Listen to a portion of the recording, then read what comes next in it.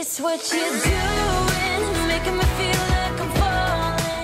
Hello, I am in a different locale visiting my parents for the holidays, but if you haven't been seeing my videos recently, I had a baby, I went back to work, and I am taking a break from YouTube. But while I'm doing that, I am fulfilling my dream of combining all of my series into one very long video. This one I think might be the longest. I have done so many Squishy Makeovers, and I am very excited to have them all in one video. Without further ado, enjoy every Squishy Makeover that I have ever done. Up first, we have this amazing mess. I am so happy that this was sent to me because honestly, this is a disaster, but I'm telling you, I see so much potential. There's just so much here. Are you seeing the potential? Just look at it. Really look at it. Take it in. You smell that? That's the smell of potential. This ball of potential was sent to me by a mom, and she told me that her toddlers were disrupting her art process. That I think we can all see. I do, however, commend the creativity involved in gluing all of these random pieces together. They're very firmly glued, that's one thing, but they're also placed very nicely. I feel like I can kind of see what your vision was, and we're gonna bring it to life by first sanding this squishy down. There was a lot of random icky, gooey stuff. It was kind of just a wreck. There was a layer of this orange puffy paint everywhere. Also, this random hard piece I had to cut out. Don't know what that was. But the orange puffy paint, that's the thing that really presented a lot of issues. I had to sand and then peel a lot of it off or cut it off. A random hole, perhaps someone grabbed a chunk. It looks roughly the size of my fingertip, so... One final sanding for good luck, and we're gonna wipe away all of the orange dust that has accumulated. It's your fault, my orange Cheeto. I also pulled off this thing on top of the forehead. I didn't really know what that was for, and I decided, you know what, let's trim it off as best as we can. Taking out some puffy paint, and I am going to use this pretty much all over the squishy. The sanding step did eliminate some of the weird textures and bumps in the squishy, but there were still a lot of gaps and holes all over it, so I really needed a lot of this puffy paint to fill in those gaps and make this look like one piece. I had to do the front first, and then the back second, and the amount of puffy paint I was layering on, it took like a day or two to dry with a fan. And although this looks still just as messy as when we started, I promise we are getting somewhere now, because now we have a squishy that's nice and smooth, and we're ready for our soft matte base coat. I painted this squishy with the white paint until it was completely white, and when I was done, I was so happy because we can finally see the potential. Are you seeing the potential? She's ready. For some colors, the first color I'm dipping into is this cone color. It's a tan color that I've mixed together. The bunny is sitting in an ice cream cone, so I thought it was only fair to make this a real cone color. The next color I mixed together was a light pink color. I decided to make the ice cream flavor a strawberry ice cream flavor. I chose the pink kind of just on a whim. I really thought about a bunny and having a pink color with it. I feel like that goes together really well. On the bottom, there's a panda bun that I've painted pink. More on that later.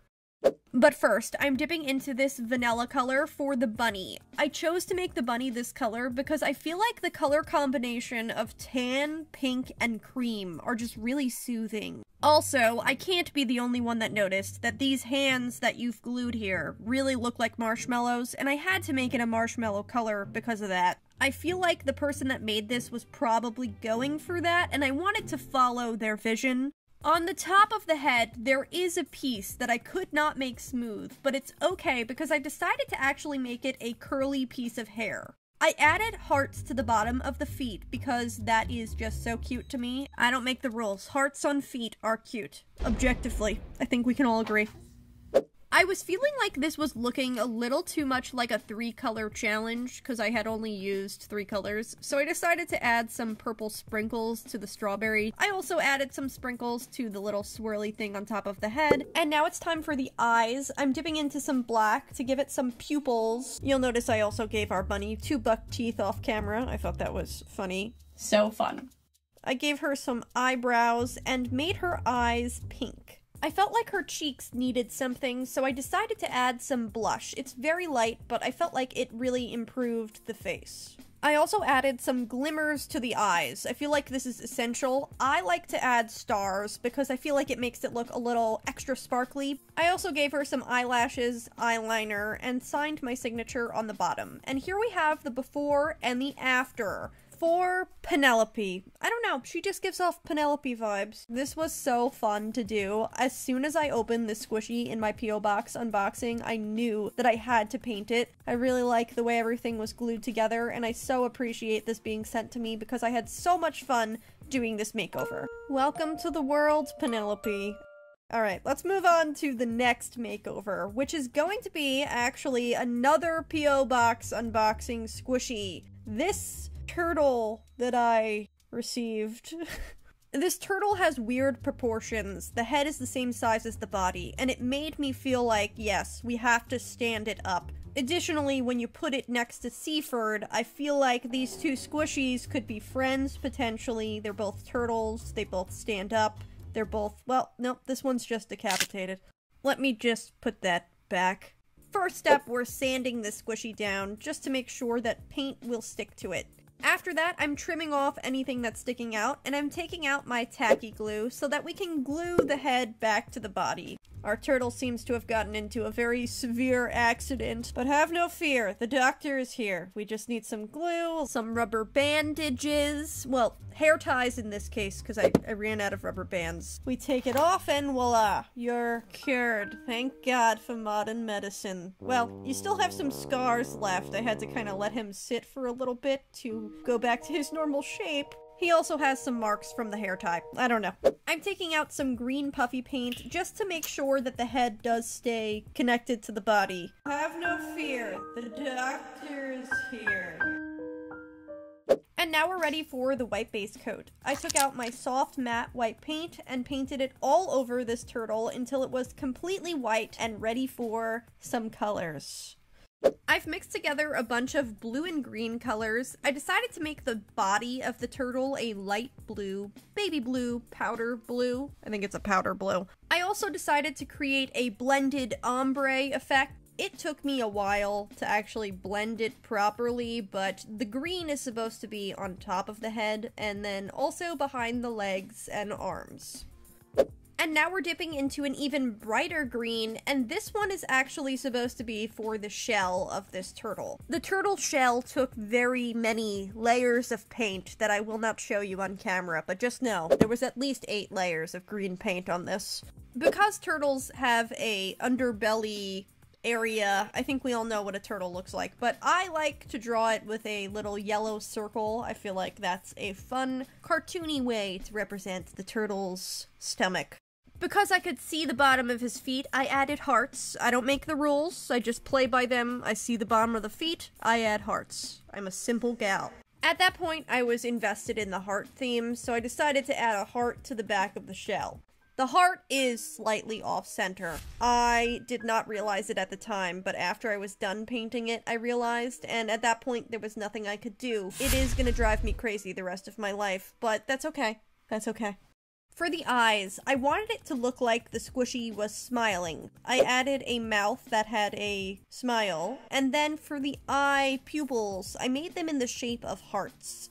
I really committed to the heart theme. He looks like he's really in love with whatever he's looking at. He's got some glimmers in his eyes, he's got his mouth wide open, his arms are up in the air. The turtle's in love, what can I say? And here we have the before and the after for our extremely happy turtle. He just looks over the moon happy. He looks like he has his hands up in the air and he's like walking towards you like, I love you! I've been looking at our turtle for a while, and the only name that keeps coming to mind is Henry. I don't know why, I just feel like, oh, Henry, you've got some balance issues. That's okay, he can still crawl. He's just a baby, guys. A very large baby by comparison to Seaford. I've got this polar bear and orange combo. Something weird is happening with his tongue. I don't know why he has 2 of them. The first thing we're doing is using the scissor to just cut off any of the excess pieces that are sticking out of this squishy. Then we're taking out our sandpaper to apparently aggressively attack our polar bear. I'm also doing the same thing to our tiny orange. You'll notice the orange is going to go on top of Bill's head. Yes, I've already named this mini squishy Bill because it just felt right. I don't know why I did this though. In order to stick our tiny orange onto the top of our polar bear's head, we do need some tacky glue or fabric glue. I took out my ponytail holder. I ran out of rubber bands. Anyway, my hair elastic got some dirt on the polar bear and made him look like he smells a bit wild. I used some slick paint to fill in the holes that were around this thing. Perfect. And now we're finally ready for our white base coat. I managed to squirt the paint directly on my finger. This is why you use a paint palette, but I don't, because I'm insane. She's crazy. And now I will start giving obvious hints for who the parent is, so that you guys have a chance to guess. The way I paint this, I think, is gonna be a dead giveaway for who this panda bear is the child of.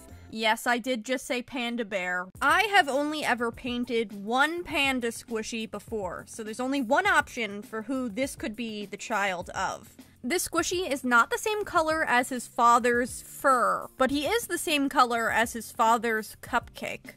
If you know the squishy I'm talking about, then you probably know what I mean by that. On top of the panda bear's head, there is an orange. There was a lot of different options for this orange. I could paint it a cherry, an apple, an orange, a grape. I could go on. But I decided to make it a blueberry. Blueberries are actually an indigo kind of color. They're kind of a mix between purple and blue. So I am leaning more into the purple side of it because I wanted it to match the father. Bill also has some hearts on the bottom of his paws, just like his father. After the paws were done, it was time for multiple random tiny details on this mini squishy. I added the whites of the eyes and let that dry. I also added a purple tongue because I thought that was cute, and then added some drips for the grape. I love highlights. I often put way too many on and get a lot of complaints saying that I should hold back on the highlights, but honestly, I can't stop myself. I love them. And here we have the before and the after for Bill, the blueberry bear. I will admit that Bill, the blueberry bear, does not flow as well as Paul, the purple panda. It really just rolls off the tongue, that one. But I do really enjoy how these two look together. I love that Paul's eyes are the same color as Bill's fur, and that they're looking at each other. They look cute together, and they have what I would call old man names. Paul and Bill. It's fun. For our next mini squishy makeover, we're going to give this bunny rabbit a makeover. And I want to give a little bit of a disclaimer here, because I think this is the most abominable squishy makeover I have done so far. It turns out just a little bit odd, so just keep that in mind. I started off this makeover like any other makeover. I prepped the surface with some slick paint just to make sure everything was smooth. I took out some soft matte white paint to give it a nice white base coat, and by the time I was done, I was like, ooh, yes! We're ready to start painting it. I was thinking, let me paint it a donut color. We could make it like a donut squishy and maybe add some icing, and then things went awry. I came back the next day and had a totally new idea. I was like, you know what? This kind of looks like a cheetah. Why don't we give this squishy some cheetah print? No. After I had painted the cheetah print, I experienced immediate regret. She kind of looks like she has cheetah print, but she also kind of looks like she has sores all over her body. Because this bunny is pretending to be a cheetah, she is growling or roaring with her mouth open, and I've given her some teeth. I made this child look rabid because I was trying to make it look like it had the exact opposite temperament to her parent. This mini squishy's parent is a bunny, but she has a very docile temperament and is just very happy to sit and eat her donut. Here we have the before and the after for Bonita, our cheetah print bunny. Bonita looks like she is going to absolutely lose it on you in any second. And that is exactly how her mother, Bonnie, feels about the situation. Bonnie is a very docile bunny. She really enjoys just sitting nicely and eating her donut. But her daughter, Bonita, is often throwing a fit. Bonnie tries to calm her down and then eventually runs away because she is terrified of her own daughter. It's a really loving dynamic they have. For the next mini squishy, I'm taking out this keychain. It's a unicorn, and it kind of looks like it was just split right in the center. You can see the seam line, and the keychain came out so easily. You could never have used this. I'm sanding down this squishy to start off with, and then trimming off the excess pieces. I think I sanded it a little too much because it was really rough and I had to cover up a lot of stuff with slick paint. After that, I dipped into some soft matte white paint and created a base coat. I also mixed together this teal color, and this will be the main color for this parent. Instead of creating a child, as I have done for every other squishy family makeover, I decided this time I was going to create a parent for one of my squishies. This squishy has very volumized hair, and when I look at it, I was like, yep, she's got mom hair. Oh my gosh. Now, because I know we have a lot of moms that watch this, I have nothing against mom hair, but there is a very specific look to volumized mom hair, and I just felt like this unicorn really understood that. On the back right of this unicorn, I did add some star freckles, and that is because her daughter actually has some stars in the same spot. I added some highlights to her hair just because I did feel like it added something to the mom vibes. And of course, the face is the most important part to making this look like a mom. I made sure to give her some nice lipstick, as well as some eyes that have some purple eyeshadow on it. She's a very glamorous mom. My goal for the eyes was to make it look like the mom was looking lovingly down at her daughter. So the eyes are kind of angled downward, that's why you can see the eyelids so much. And then I added some mascara and some, like, stars to the eyes to make it look like she's like, ah, I love my kid. I did make one mistake here. I added some blush and did not take the time to blend it properly, mostly because I was really tired and just gave up. But here is the before and after side by side of the unicorn. I've decided to name this unicorn Glammy. I've mixed together the word glamorous with mommy because she is the mother of Uni, our extremely mini unicorn. I feel like they both have the weirdest names, but I really like them. Uni and Glammy? What a strange combo. What is happening? And now Glammy is giving us a kiss goodbye.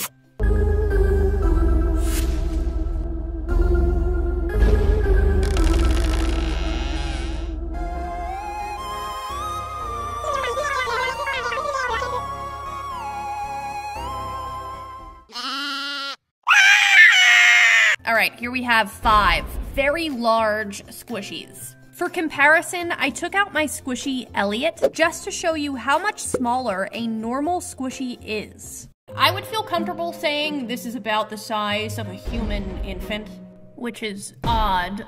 This squishy is actually very fun to squish. It's very slow rising and soft and just makes you want to step on it, like walking on a cloud.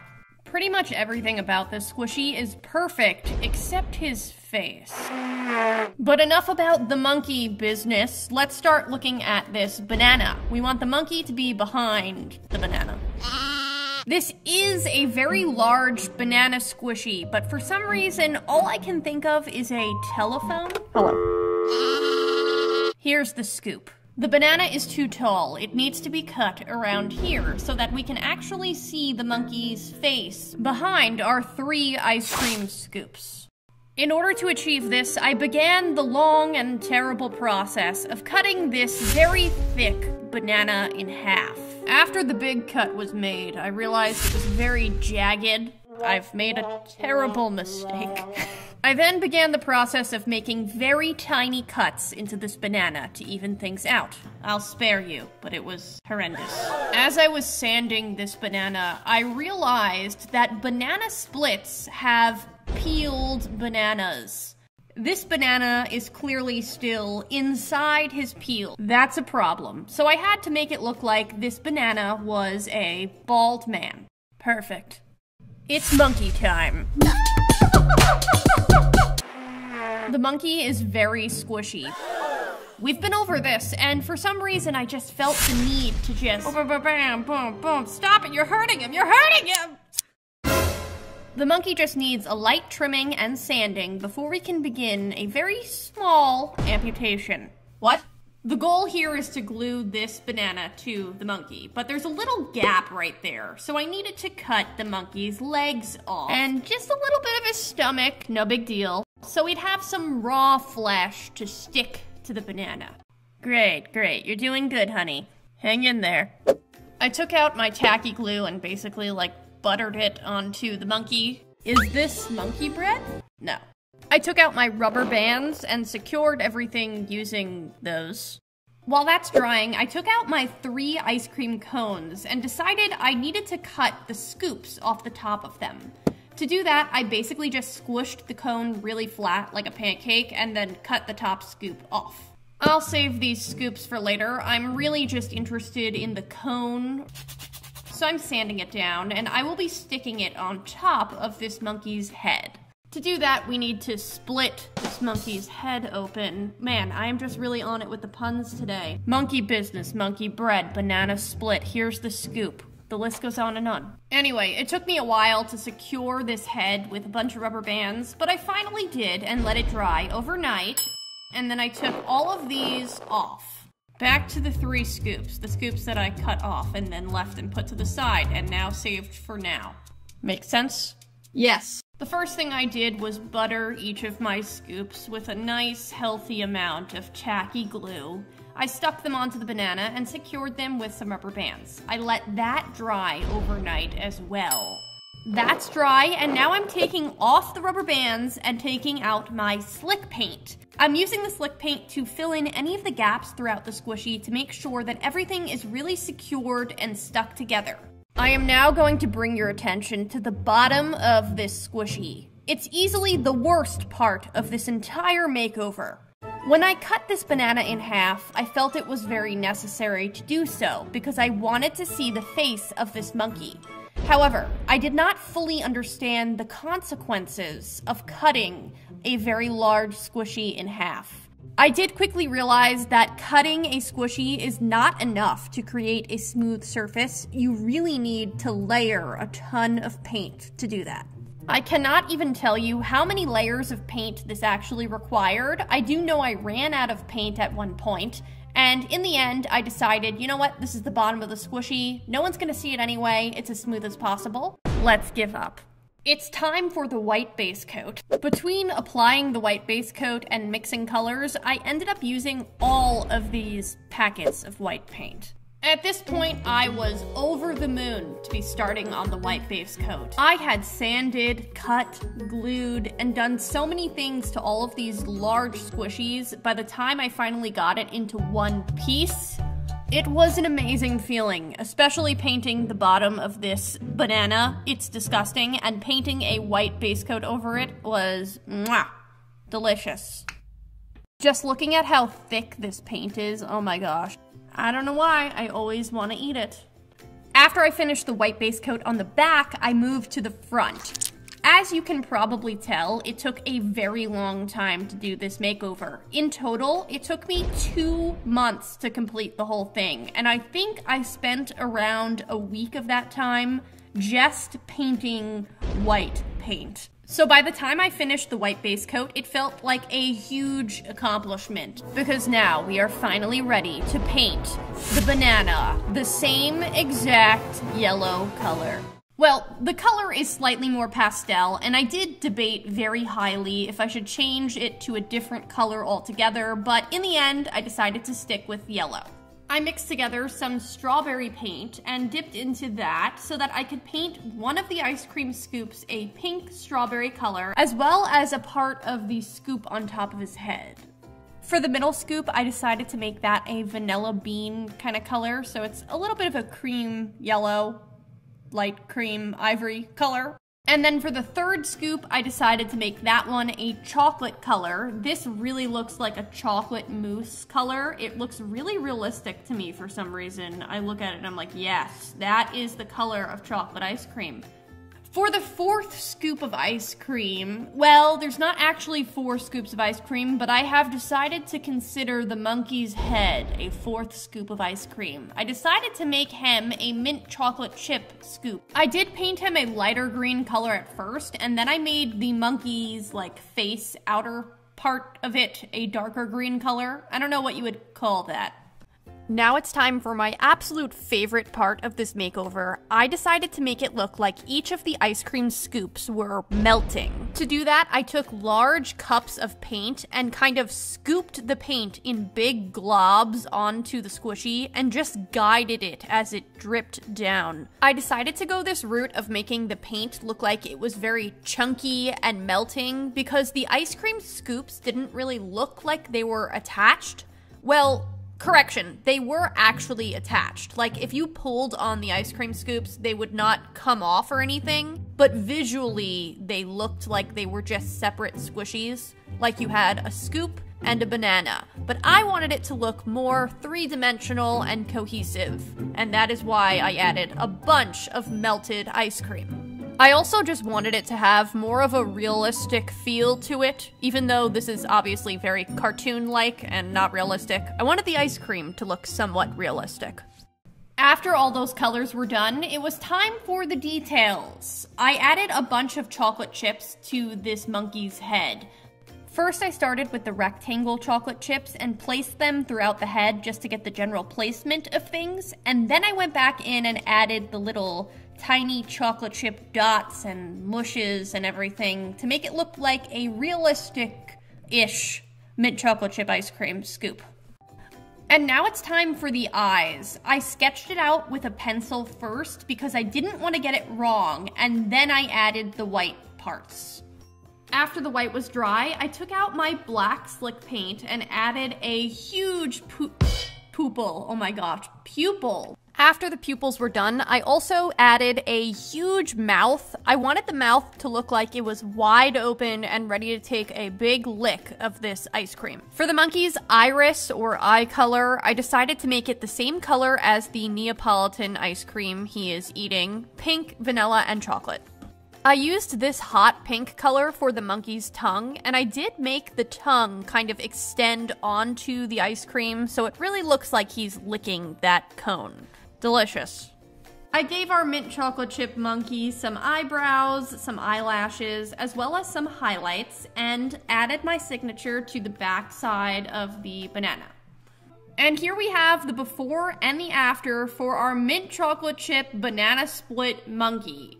I have decided to call this monkey Minty because he's a mint chocolate chip ice cream scoop, and I feel like it's fitting for him. This is by far the largest squishy that I have ever created in my whole entire channel. Minty is really just so large, and I cannot even get over it. Just for reference, here is Minty sitting on my regular shelf next to my regular-sized squishies. This project took 2 months in total, and I was so excited to be able to send it to Mariah and see her open it on camera. Thank you guys so much for watching me paint my biggest squishy ever.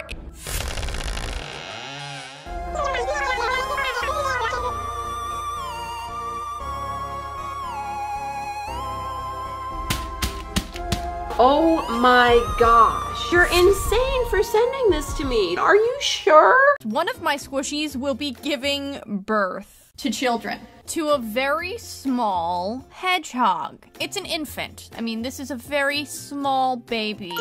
She loves spinning on her back and just laying there. She's a baby. This squishy is in very good condition. It's brand new, and there's basically nothing wrong with it. I did have to sand it down just to rough it up a bit and make it ready for paint. The squishy did have a decent amount of seams and excess pieces hanging off of it, especially around the ears. So I clipped those off, and that looks good, and we're ready for some paint. So I took out my white matte paint and gave a nice base coat to this squishy so that everything was white. And now we're ready for some colors. The first thing I dipped into was a tan color, and I started to paint the body of this hedgehog. This was also a pretty transparent color, so it did take a lot of coats. After that, I dipped into some pink, and I started by painting the hedgehog's, what is it called, coils? No, quills. I knew that from last time when we painted the mother. The mother hedgehog. I think we all probably know who I'm talking about, but for those of us who want to guess, I will not reveal who the mother is yet. Although I think it's probably the most obvious of the three I did this episode. This one is, like, painfully obvious. Anyway, once I got the general colors down, I then started blending it a little bit more and adding more layers until finally the hedgehog looked like this. I also added a nice little rainbow belly to resemble the mother, and then started painting the details in brown. I made the feet brown, the nose brown, etc. And now we're moving on to the eyes. As I said, I felt like this little hedgehog was definitely a newborn infant. When I think of newborn babies, I do tend to only really think of crying. Excessive screaming and crying, they always seem to be upset. They wake up from a nap, they're like, ah! So that is what I decided to paint here. Our little baby hedgehog. She is just having an absolute tantrum. Maybe she's hungry. Maybe she just woke up from a nap and feels alone and scared. Maybe she needs a diaper change. We don't really know, but her mother would know why she is having an absolute fit. So here is the before and the after for this adorable little baby hedgehog named Harriet. Harriet seems to be full of gas. I think a small pin would actually let the air out. Rock-a-bye baby in the treetop. Who is your mother? Please make it stop crying. Harriet is related to the Edgy Hedgie. I think we're a little shocked to find out that the Edgy Hedgie is indeed a mother now. I think she's a great mother. Look at her poking her little baby. She seems to be really comforting this tiny Harriet, who is just on its side in a fetal position. Harriet, you are so loved. Let's move on to the next child. Up next, one of my squishies will have an adorable little puppy. The puppy does have some texture to it, and it is nice and slow rising. Who's a good little puppy? You are. This squishy is pretty much brand new, so there's really no damage to it. The design is a little basic, but honestly, that's what we're here for. Booped your nose. That was annoying. Let's take out our materials. Up first, we're using a sandpaper. This gives it some texture and allows the paint to stick better. After that, I'm clipping off any of the squishy pieces that are sticking out. That's done, and we're ready for a base coat. I'm using some soft matte paint to give this squishy all one texture and color. I realize the squishy is basically white, but you really want everything to be the same texture and also be all white. This is a soft matte paint, but it actually was quite transparent, and it did require a ridiculous amount of layers before I finally got it to this shade of blue. I'm also painting little drops of paint on this squishy, and I think this might indicate to you who the father is. I did make this squishy a child of one of my already existing squishies, and one of the key features of this father is actually the paint splatters that are all over his fur. After I was done adding all of those little paint splatters, I moved on to the nose, and I also painted a chocolate brown handkerchief, which is similar to this puppy's father as well. The puppy's father has a different accessory, but it is a brown accessory. That's done, and we're ready to move on to the face. I started off by painting the whites of the eyes.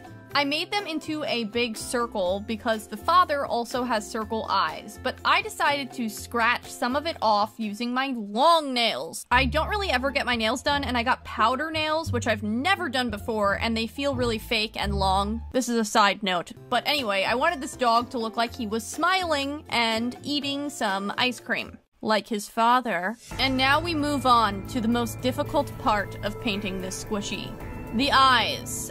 Because I wanted this toddler puppy to look as much like the father as possible, I did decide to outline the eyes in black. This was somewhat difficult, but it was achievable, surprisingly. I only point this out because I want everyone to appreciate it. Unlike his father, who has rainbow eyes, I did decide to make this child only have blue eyes. For the finishing touches on this adorable little puppy, I added the highlights and my signature to the back right leg.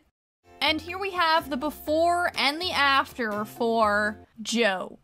I just felt like this puppy really looked like a Joe, and when you see who the father is, I think you will understand. So if you haven't guessed it already, Joe is the child of Maurice. So I thought it was funny to have Maurice, which is a really elaborate name, and then Joe. Very random, and I think it's funny. Oh, Joe, you have to stop eating that ice cream for this minute.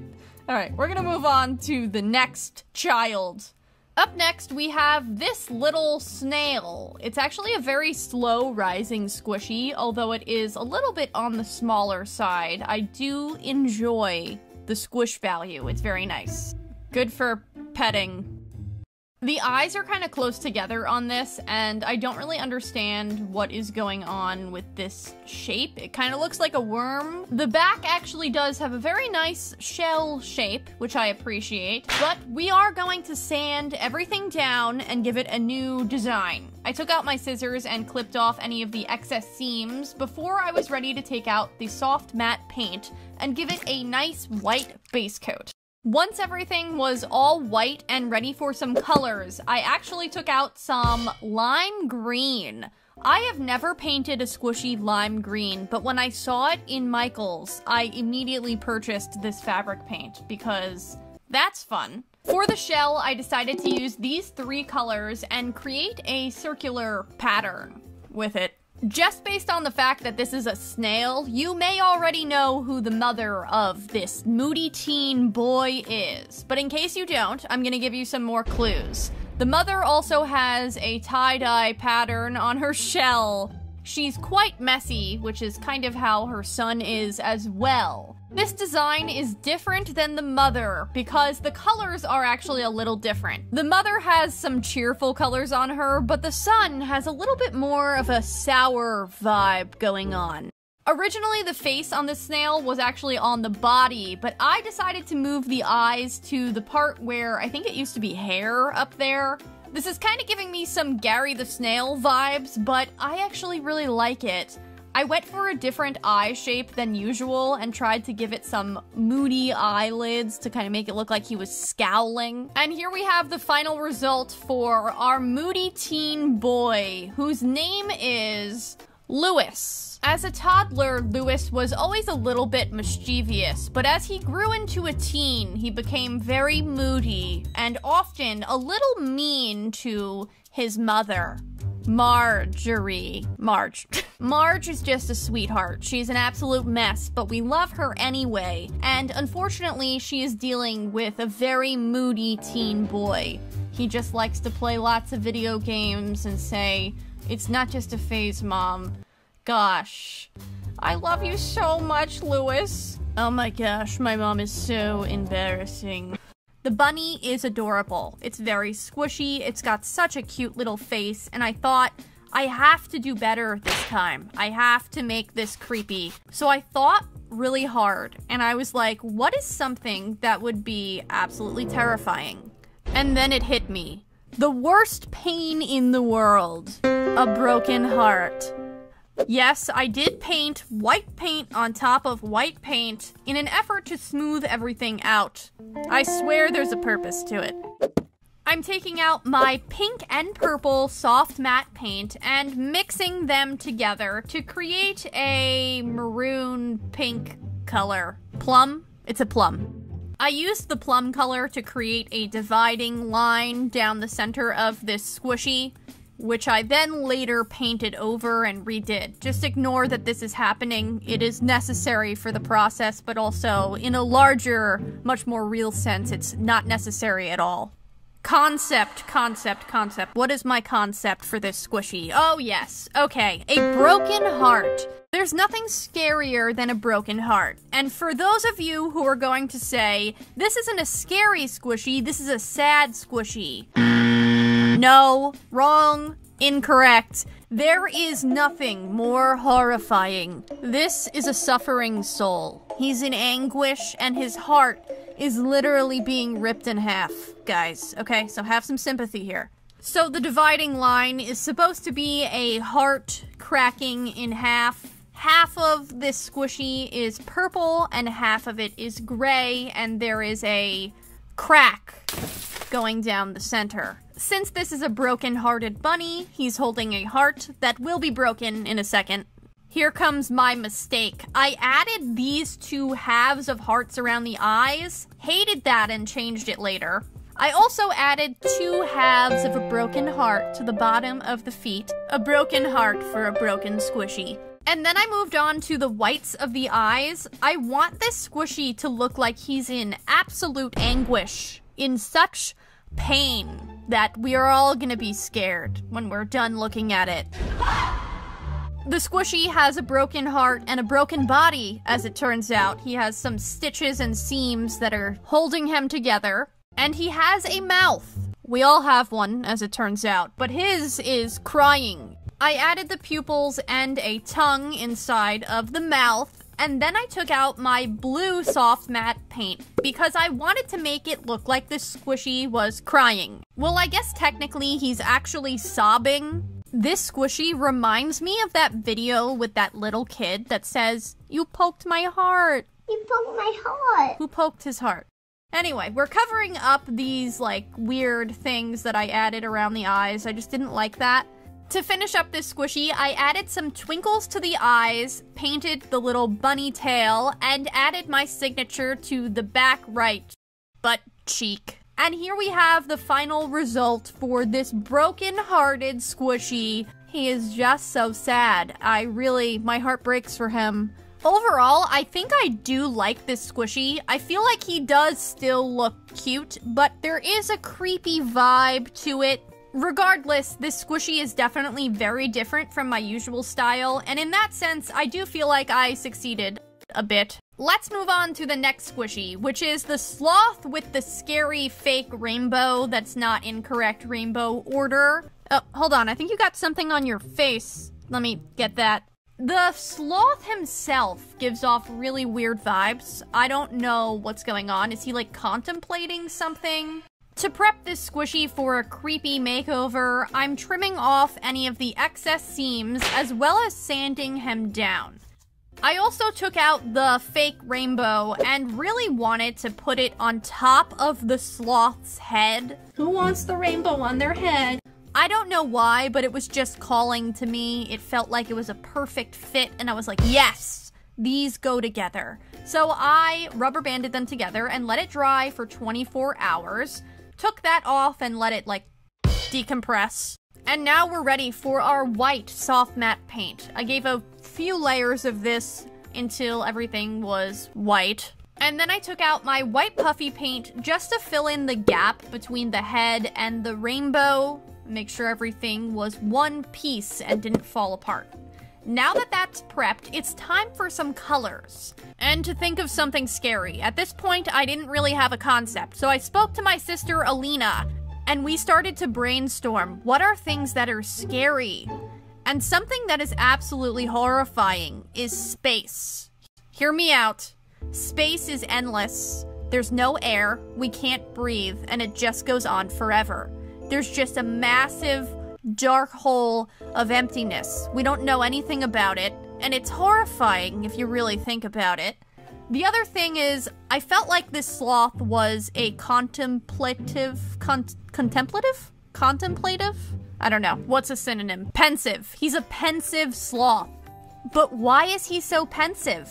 What's he thinking about? And what's the scariest thing we can think about? Our existence.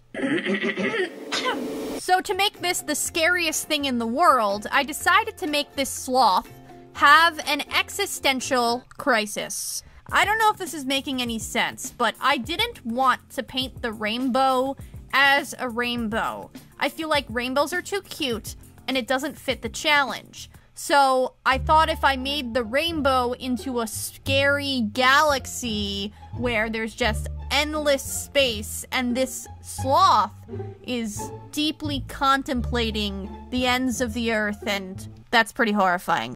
To finish up this pensive sloth who's having an existential crisis about space and existence, I added my signature on the back right butt cheek yet again, and here we have the before and the after for our sloth. I actually really like the after for this. I love the galaxy that I created, and I also actually really like the existential crisis aspect to this spooky, scary thing. I tried my best. Okay, up first we have this very confusing cat. He's got a weight in his hand. He appears to be lightly crying. He's winking at us, but he's also smiling. I'm very confused and honestly a little unsettled. He is in dire need of a makeover. Let's move, ladies. I'm trimming off some of the excess seams and then sanding this squishy down a ton. It's a brand new squishy that reminds me of my Draw Your Number page from Draw Your Journal. I turned the number 11 into workout bunnies, and he's given me some workout vibes. This squishy is basically already almost all white, but I still wanted to give it a white base coat. And then I took out this light teal color. I chose teal because I realized that teal was very popular in the 80s. And then I also chose peach because I really like the combination of teal and peach. I feel like we don't see that combo very often recently, but I enjoy it.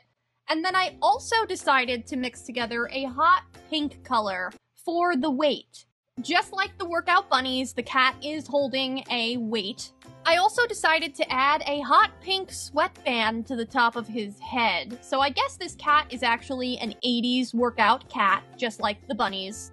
I decided to create some blue stripes around the bottom parts of the t-shirt that this cat is wearing.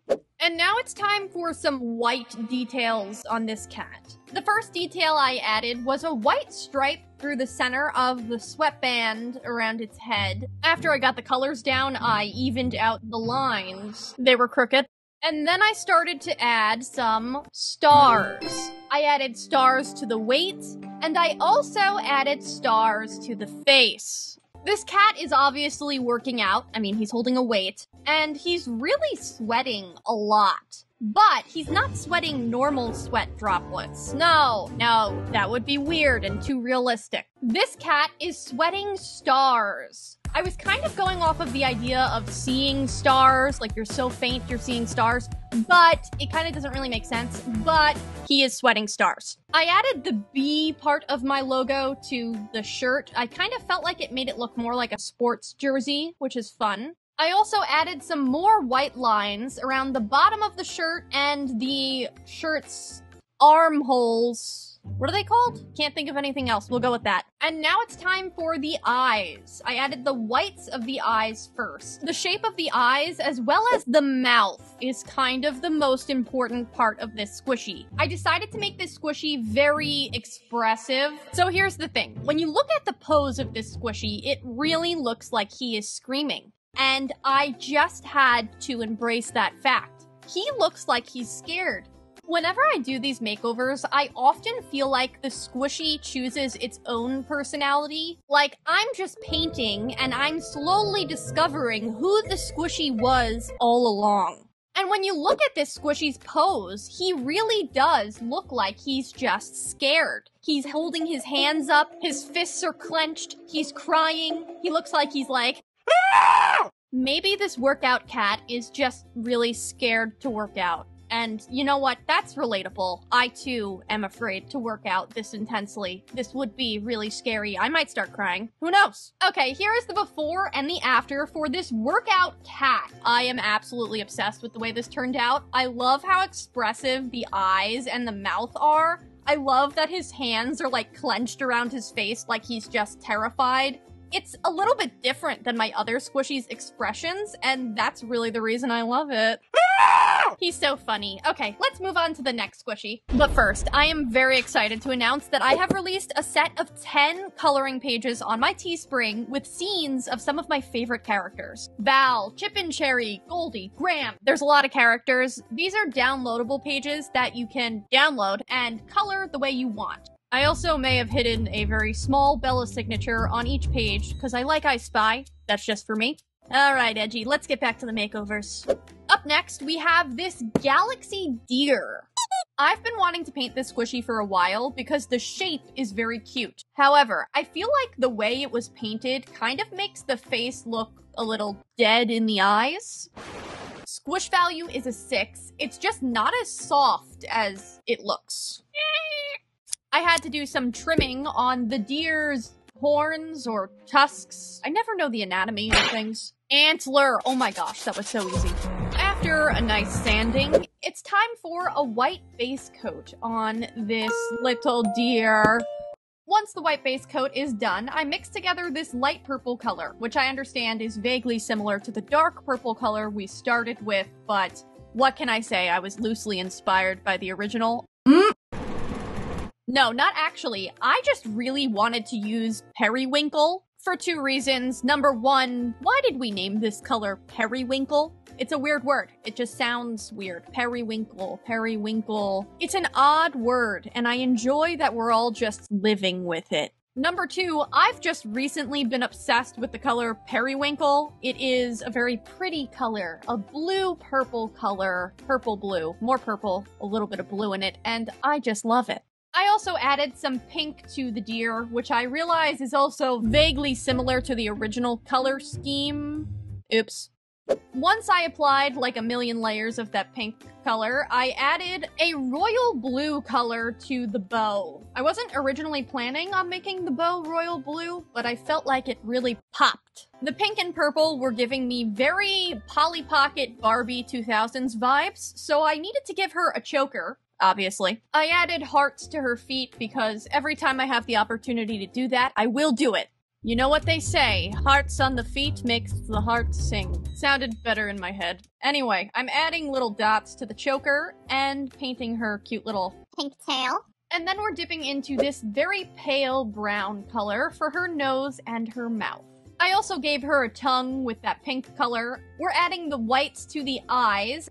And now it's time for the best part. The eyes. The eyes are my absolute favorite part of the squishy process because when you start the eyes, you're nearing the end. You've put so much effort into everything about the squishy, and the eyes can make or break everything. If you don't have cute eyes, things really look really bad. I think we know that from the frog incident. While the pupils were drying, I added some highlights on this deer and also signed my signature on the back right tush. Oh, nope. I hate that I just said that word. Okay. I decided to give her royal blue eyes because I felt like that really popped. And for the glimmers, I decided to add little star glimmers. I've been really loving star glimmers nowadays. And we're done. Here's the before and the after for Becca. I take the naming of squishies very seriously. I feel like they choose their name, you know? What? I was struggling with this one, so I asked my sister Alina, and she stared at it for a while, and she randomly just said, Becca. And I said, that's it. That's her name. Her name is Becca. She just totally looks like a Becca, very girly, pink and purple. That's it. I stan Becca. Let's move on to the next squishy, which is this dog in a cup. Aside from this squishy having very basic color schemes, I actually think it's very cute. It has huge ears, literally bigger than its head, which is very cute. Its feet are also very cute, and I think we all know how I feel about squishies that are in cups at this point. I find them just adorable. So there's nothing really wrong with this squishy per se, but we're gonna give it a makeover anyway. Up first, we're giving it a nice sanding, and then I'm trimming off any of the excess squishy pieces. In this process, I discovered that I had ripped its ear, probably in the sanding process. Whoopsie. And then it was time for the white base coat. Usually when I do this white base coat, I start to think, what will I paint this squishy? What will be the design? What's it starting to look like now that I have a blank canvas? I could paint it a mint chocolate chip color. I could paint it with cookies and cream. But then I saw it. Look at the ears. Remind you of anything? Is it starting to make sense now? What about now? Are you starting to see? This may have been loosely inspired by my lunch. A hot dog. Well, my hot dog was actually technically a veggie dog, but I think we get the picture. They look the same. Truth be told, I was feeling kind of uninspired by the idea of making this into basic ice cream yet again. Ice cream.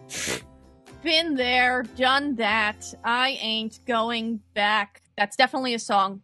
I definitely probably will go back to ice cream, but not today. This one's for the dogs. I gotta stop speaking in song lyrics. Anyway, I decided to make the bottom part of this cup into, you know those like checkerboard things that hot dogs sometimes go in? Those little plaid paper things? That's what I'm making. And then I mixed together some mustard. I know this is divisive because some people hate mustard and only like ketchup, but I am a big fan of mustard. We could have maybe done ketchup drips, but honestly, I've done red drips before, and I got a lot of complaints saying it looked like blood, and I'm not doing that again. This squishy was already kind of disgusting to begin with, let's just be honest, so it is what it is at this point. Let's just embrace it. We've got a hot dog squishy, okay? Embrace it.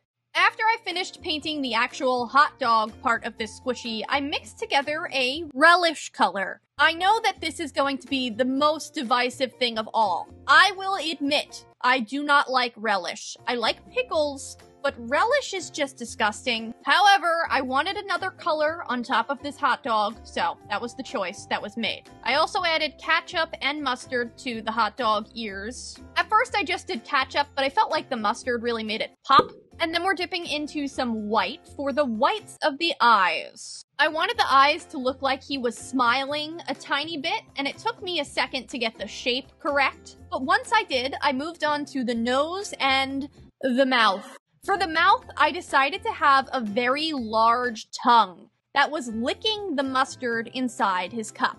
The basic idea for this squishy is just to have a very messy hot dog with a lot of toppings and a very messy dog. He's in a cup of mustard, he's sticky, he's got a lot of things all over him, he's licking the mustard, he's just a mess. He's gross. The worst of all is that he's just really happy to be gross. Gross. And now it's time for some finishing touches. After I finished the highlights, I added my signature to the back right ear of this squishy.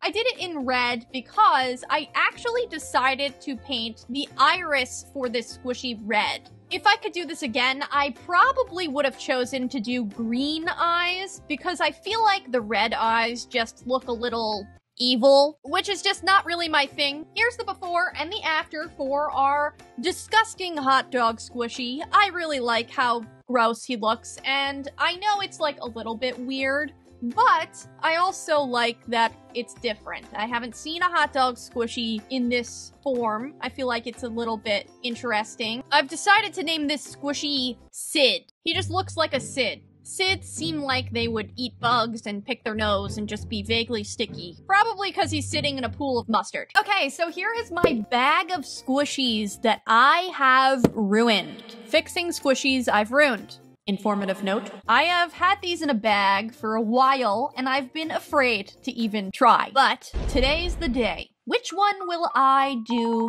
first? We're gonna go with this weird creature. You can't quite tell what it's supposed to be because it's very Frankensteined together. It used to actually be a bunny. You can tell because it has massive scars on the sides of its head. That's where the ears were. I replaced those large bunny ears with these very Tiny ears. that just look too small for the head.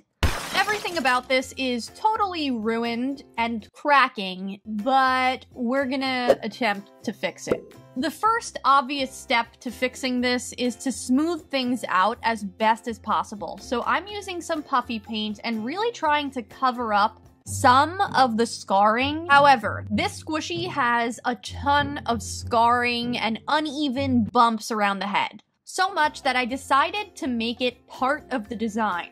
I've decided to make the squishy a bright pastel pink. So that's my first thing I'm doing, just painting that all over. I did a lot of coats of this to make sure it was as smooth as possible.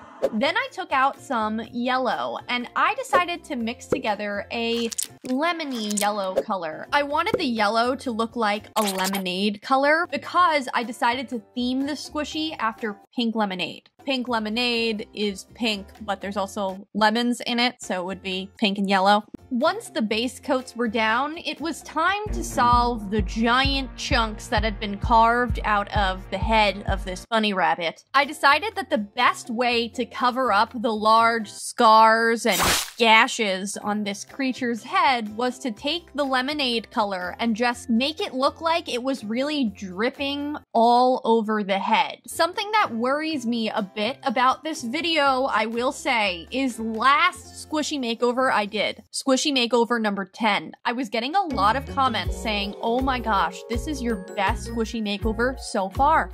You're on the top of your game. Everything came out amazing.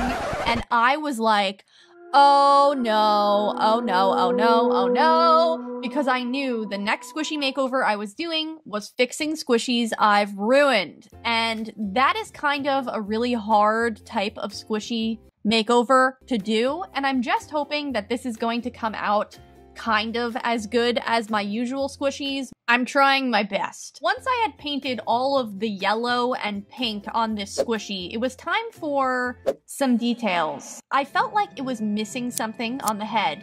So I took out this mini squishy, this rainbow mini squishy, and decided maybe we could make it look like there's a lemon on top of the head. No, I don't like this one. Maybe the watermelon will work. I feel like that's a pretty good shape. Okay, let's make it a little smaller, and I think that would be a good lemon slice on the top of this squishy's head. For the lemon details, I decided to take some creative liberties with the way lemon slices look.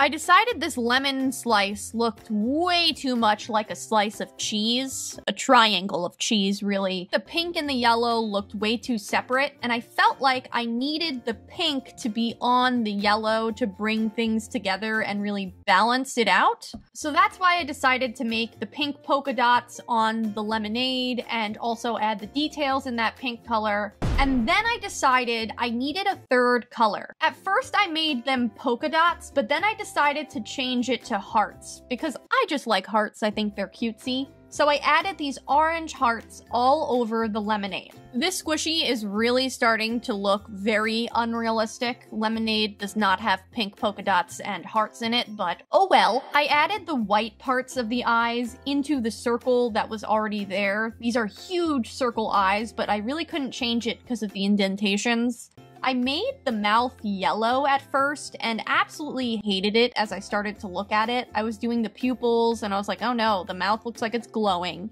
So I changed the mouth to be black.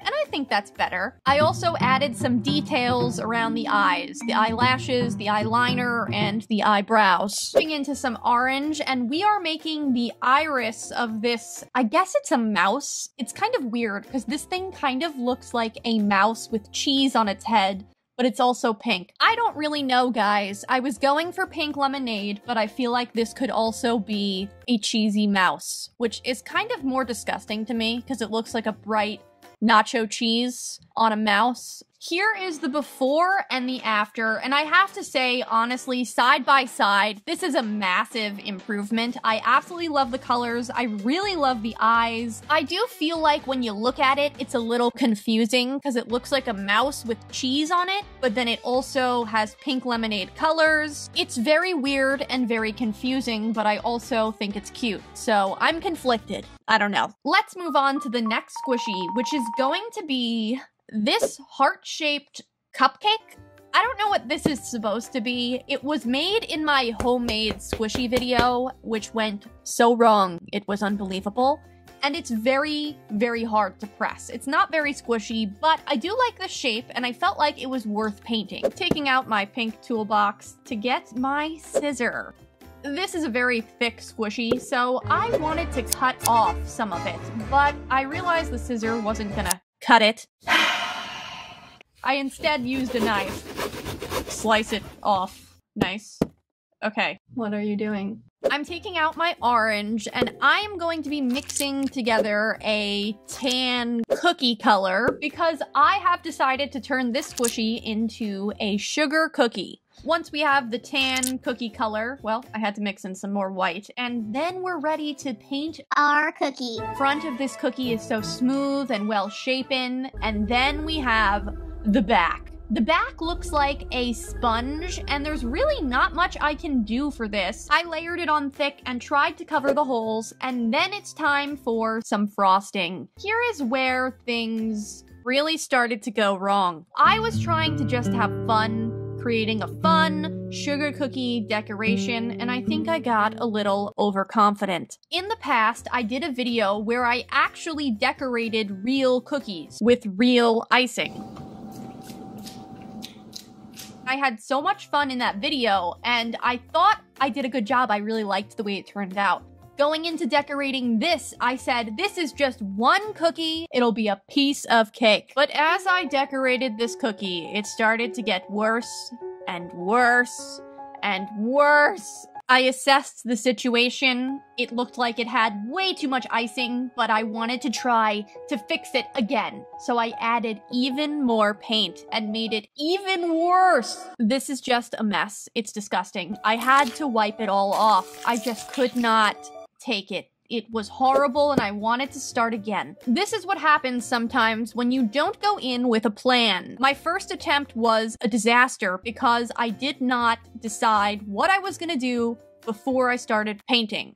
But this time was gonna be different. I had a specific plan and vision. This decoration is definitely simpler, but it's also a realistic sugar cookie design that I've seen people do a bunch. It's the marbling effect, and I thought it would be cool on the heart-shaped cookie because it kind of looks like that heartbeat thing cardiologists use. The ba-bum, ba-bum tracks the heartbeat. Here is the before and the after for this heart-shaped sugar cookie. Is this the best thing in the world? No, but I do appreciate it looks like a sugar cookie. The bottom is still kind of a wreck, but there was really not much I could do to fix that. It's not that much more squishy than before, but it is marginally improved. Although this is a simple squishy, it's a very cute heart, and I actually kind of like it. Alright, let's move on to our last squishy. This is a very Frankenstein creature. The arms, those are bunny ears. The body, that's a pear. The head, I think, was a bear panda bun. I don't know. This whole thing is just very Frankenstein together. I really made things a lot harder for myself than they had to be when I first started doing squishy makeovers. I would take all these tiny mini squishies and kind of glue them together and try to create a new type of squishy, which is not really what you have to do to make squishy makeovers. I feel like, especially as a beginner, it's probably better to just take one squishy and repaint it. But instead, I took so many different squishies, glued them together, did so many repairs and modifications. It was just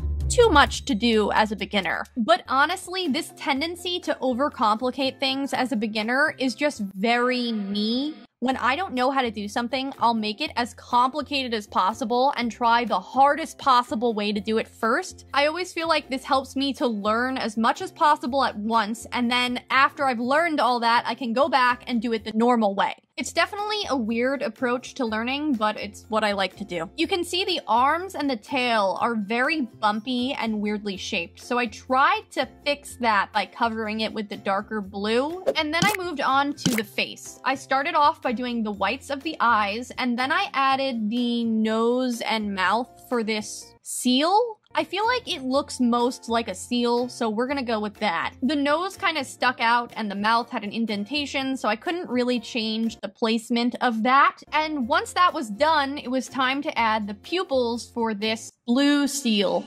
She got some very pretty eyelashes and some blue irises. After that, I added the highlights to the eyes as well as a little highlight to the nose. And last but not least, I added my signature to the back of the squishy. And here is the before and after side by side. It's a little strange and oddly shaped, but I have to say, I actually really like it for some reason. I feel like it's a little awkward.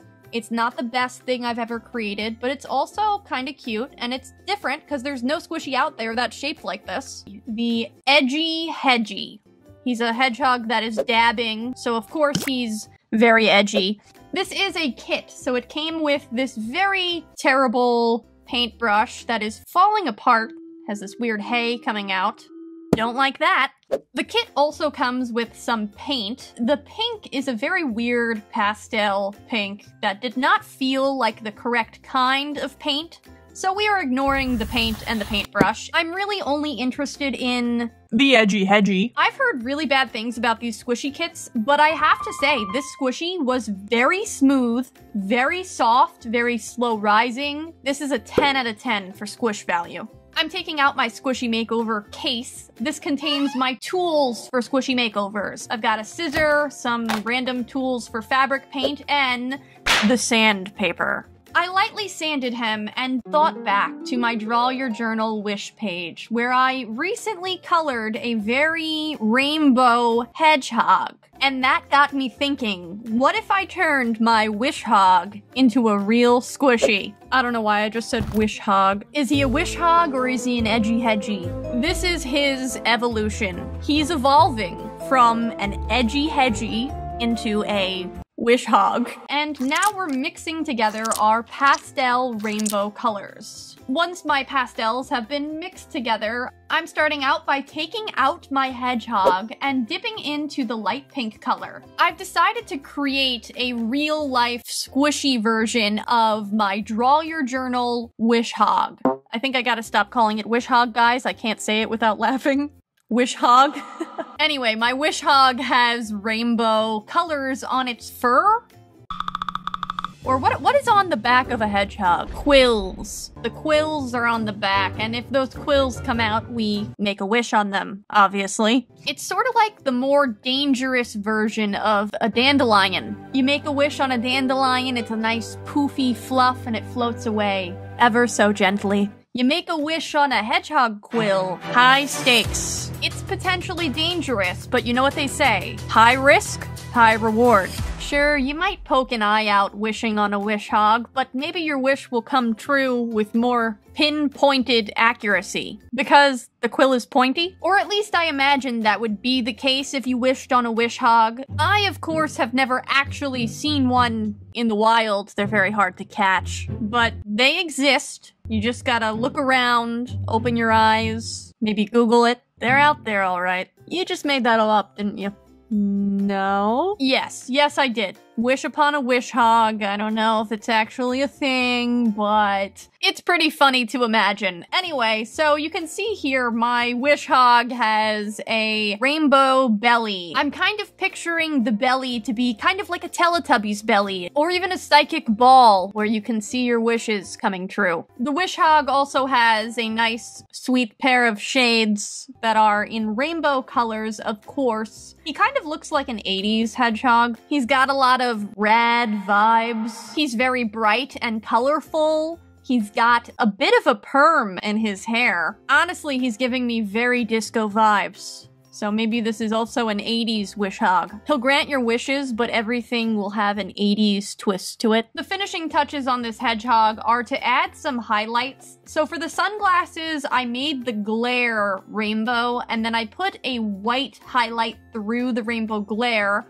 as well as some white stars. I wanted this hedgehog to look very psychedelic. Very psychedelic, colorful. And fun. He kind of already looks a little ridiculous because he's dabbing and has sunglasses on. I also added some highlights to his body just to make things a little more exaggerative. Added my signature, and here is the before and the after for our little edgy, hedgy wish hog. Considering the before is literally a white hedgehog, I think the after is a significant improvement here. In the future, I'd like to try more squishy kits. I definitely don't want to use the paint that comes in those kits. That would probably be a disaster. But I do like that the squishies come white. They're all ready to be painted. I don't have to do any prep work or put any base coats on it. And the process of painting it is just so much easier. Alright, let's move on to our next squishy. Our terrifying panda.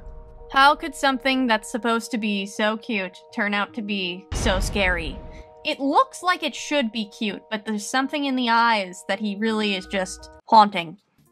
Squish value is probably like an 8 out of 10. He's pretty slow rising. Since this is a brand new squishy, I think it's important to really sand him down good. Ah, what do we have here? A scissor?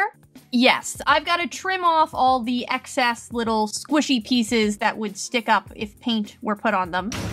Really aggressively hit him there. I'm taking out my white paint and we're opening this up and putting it in a palette for once. I know I usually squirt them directly on the squishy. The first stroke, a momentous occasion. I'm painting this panda completely white, and it did take quite a few coats of the paint before he was covered completely and ready for some colors. I'm dipping into this crusty, dried out palette from before. This will not do. I need a fresh palette and some new purple paint mixed together for this panda.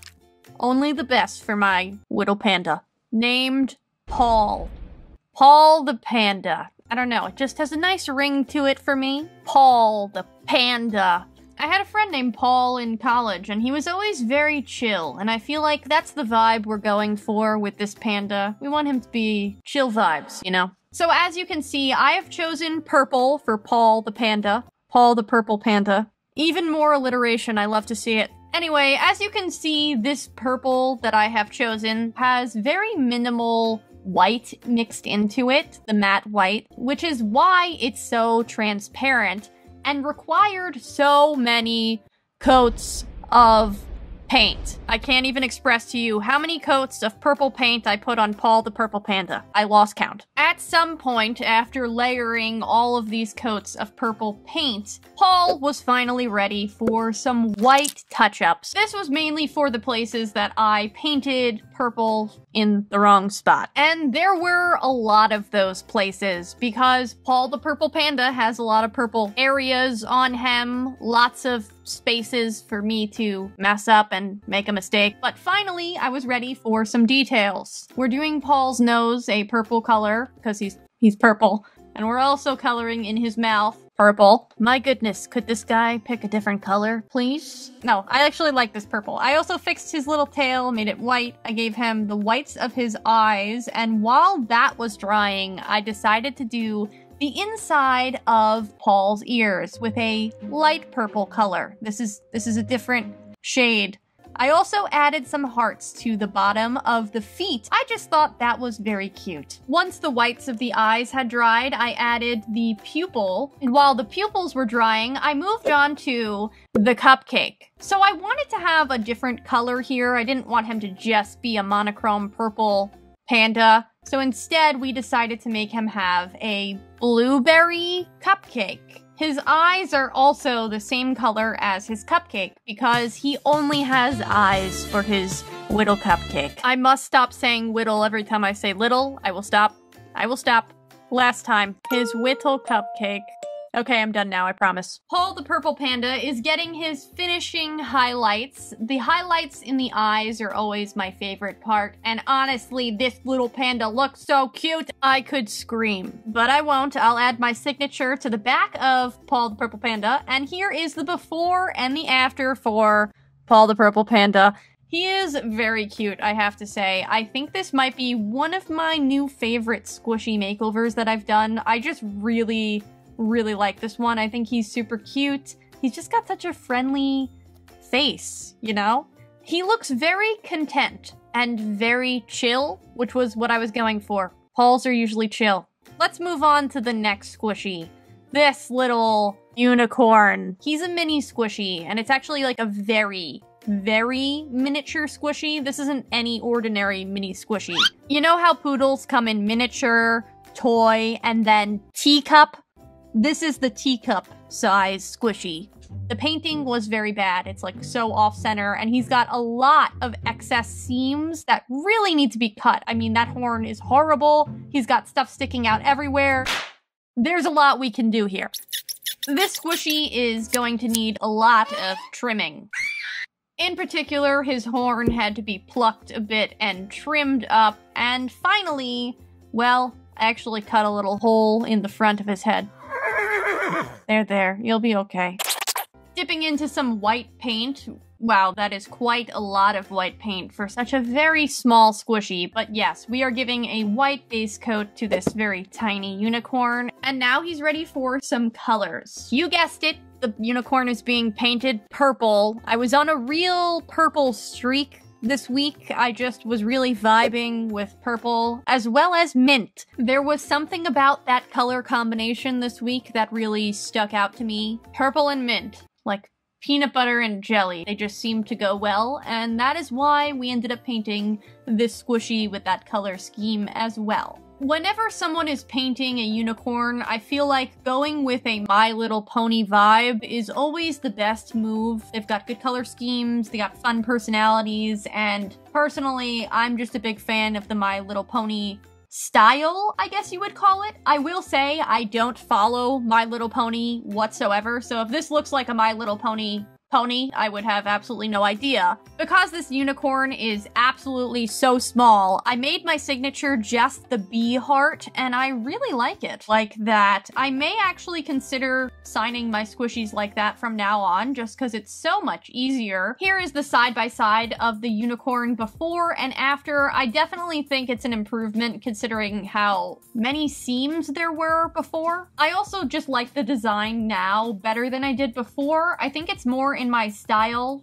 Cutesy. It's very cutesy, which is usually my style. She's a real rambunctious unicorn, very energetic. This corgi in a donut, he mysteriously does not have a body, but he does have a head. That is honestly quite squishy. I would probably rate this an 8 out of 10 for squish value. It's just a little bit on the small side, and you can't really get a good grip around it, but it is slow rising. The first essential step for any makeover is, of course, a sanding. I know from experience, if you don't give the squishy a good sanding, it will be a mess. After that, I'm trimming off any of the excess seams that I feel like will stick up after the paint is on it. And more recently with Squishy Makeovers, I've been using my puffy paint as a first coat on the squishy to make sure it's nice and smooth before I take out my white matte paint and give it a nice white base coat. This squishy was quite absorbent, and it did take a few coats of white paint before it was finally totally white and ready for some color. I mixed up some of this banana yellow color and painted it on the squishy's flotation device in order to turn it into, you guessed it, a banana. Dipping into this vanilla yellowy color for the corgi, I decided to make this corgi into an ice cream scoop. The banana would be on the bottom, and the ice cream scoop would be on the top. Can't forget about the little corgi arms. He just needs his paws. Up next, I'm taking out this pink color, neon plum, for the tongue of the corgi. I don't know if you can tell, but he's sticking out his tongue quite a bit. It's actually quite excessive. He has got a really large tongue. For the nose, I'm taking out this brown color, just a regular chocolate brown. And I'm also filling in the mouth lines, the snout. I think that's what it is. I made the line a little thicker inside the mouth because his mouth is just hanging wide open. And we're also using the chocolate brown color again on the top of this flotation device. I don't know why I keep calling it a flotation device. It's more like a pool floaty or a banana boat floaty. As I look at this, it starts to look more and more like Charlie Brown. Did I just accidentally create the dog version of Charlie Brown? Possibly. It was an accident, but wow, it's the only thing I can think of right now. This really looks like Charlie Brown. While I let the whites of Charlie's eyes dry, I added some white highlights to his nose, his tongue, and the drippy chocolate on his banana boat. Charlie got some very nice eyebrows. He is a well-groomed dog. And an excessive amount of blush. I kind of really enjoy the amount of blush I've been adding to squishies recently. This might be my new thing, maybe? I don't know. For the insides of the ears, I decided to add a chocolate brown color to the left ear and a strawberry color to the right ear, as well as some whipped cream to the top, because again, I am trying to make this look like Charlie is an ice cream scoop. And if he was a Neapolitan ice cream scoop, he would have some chocolate to the left and some strawberry to the right. So his eye colors are strawberry ice cream on the right and chocolate ice cream on the left eye. For some finishing touches, I added some eyelashes and, of course, sparkles to the inside of the eyes. I feel like when you add the sparkles, it just brings everything together, and he starts to look like a real excited pup.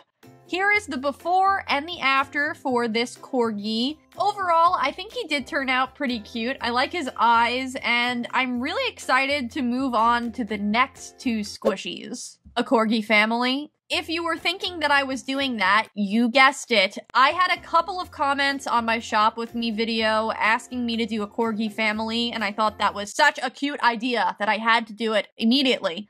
These squishies are the same, but which will I paint first? This one, it is a slightly darker blue color, and I'm taking out this broken donut. Because, well, this corgi is missing a boat. A banana-flavored boat. It's very important to his family that he has one. I'm taking out this tacky glue, which is very hard to open. Oh. Really hurt my hands, had to run it under hot water until it finally opened, and I was able to glue the donut back together, as well as the corgi to the donut. He did have to be rubber banded to it for a little bit, but he's okay now. To make sure this corgi is permanently stuck to his banana boat, he is going to be secured in with some puffy paint, and then I'm giving a nice white matte base coat to this corgi so that he has no color, he's completely white, and then I can add colors more easily. As I explain that the corgi is on a banana boat, I start to laugh, and I don't know why, I just find it really funny. Anyway, we're dipping into the banana color, and we are creating the banana boat. He's floating on a banana. After that, I'm dipping into this chocolate brown color. This is actually the same chocolate brown color that was on the inside of Charlie's left ear. Do I have your attention yet? Are we getting where I'm going? Are you picking up what I am putting down? No? What I'm trying to say is I'm creating a set of corgis, a corgi family. A corgi family that will be a Neapolitan ice cream scoop set. This corgi, that is also a chocolate scoop of ice cream, of course, is sitting in some hot fudge, and his eyebrows are a little bit thick. He went a little too crazy with the eyebrow pencil this morning. Dipping into the vanilla color, and here is where I realized I made a slight mistake. I added this triangle to the corgi, and I didn't really like it. I don't know, it wasn't sitting well with my soul. So I painted the other ear and decided to cover it up. It was better that he was just a plain scoop of ice cream. I took out my white puffy paint and added a nice swirl in the shape of a on top of the head. I added some pupils for the eyes, and while that was drying, I also took out some white paint to add some highlights on this pup. I decided to make his eyes a chocolate brown color, and last but not least, I added the glimmers to this corgi puppy's eyes. Here is the before and the after for the chocolate ice cream scoop in the Neapolitan ice cream. So we have vanilla and chocolate, and next we have to create strawberry. Taking out the third corgi in this corgi family, and this, I guess it's not a donut, but it was the only thing I had in a similar shape to a donut. I think this is supposed to be actually a cookie. It's got some weird chocolate sauce on top that I had to slowly peel off. I also had to sand some of it away for this banana boat that the corgi is sitting on. The banana boat is very important to the corgi family. Every corgi gets a banana boat, period. I'm using my scissor to cut off any extra squishy seams on this corgi, and then I'm taking out my white matte paint and giving this a nice white base coat. Once that's all white, we're ready for our banana boat color. Dun dun dun dun dun.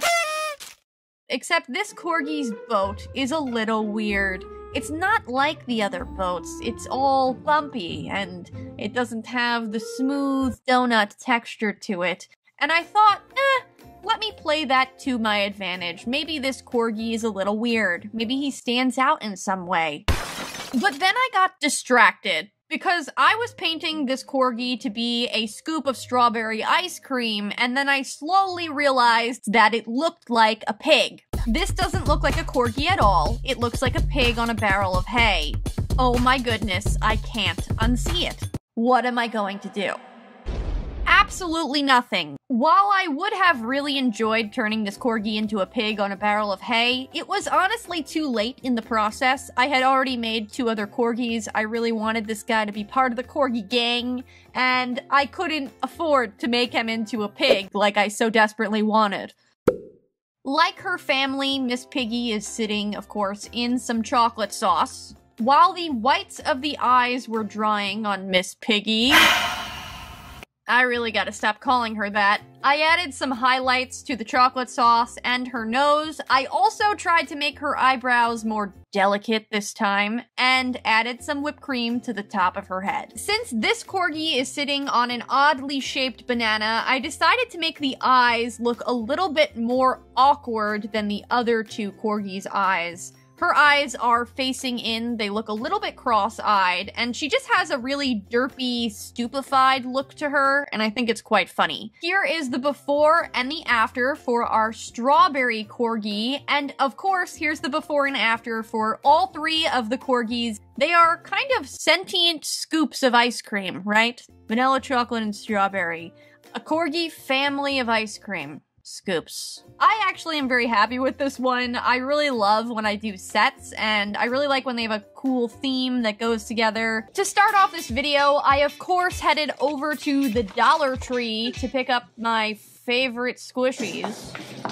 Now, I did not get all of these Squishies at one time. I did get them from the dollar store, but I acquired them over a period of about 6 months. If you are a Dollar Tree connoisseur, an aficionado of sorts, like I am, then you will know that Dollar Tree Squishies are actually almost impossible to come by. They sell out very quickly, and they're quite the hot commodity. Such a hot commodity, in fact, that whenever I see them, I immediately just buy everything there. Now that I think about it, maybe that's why they keep selling out?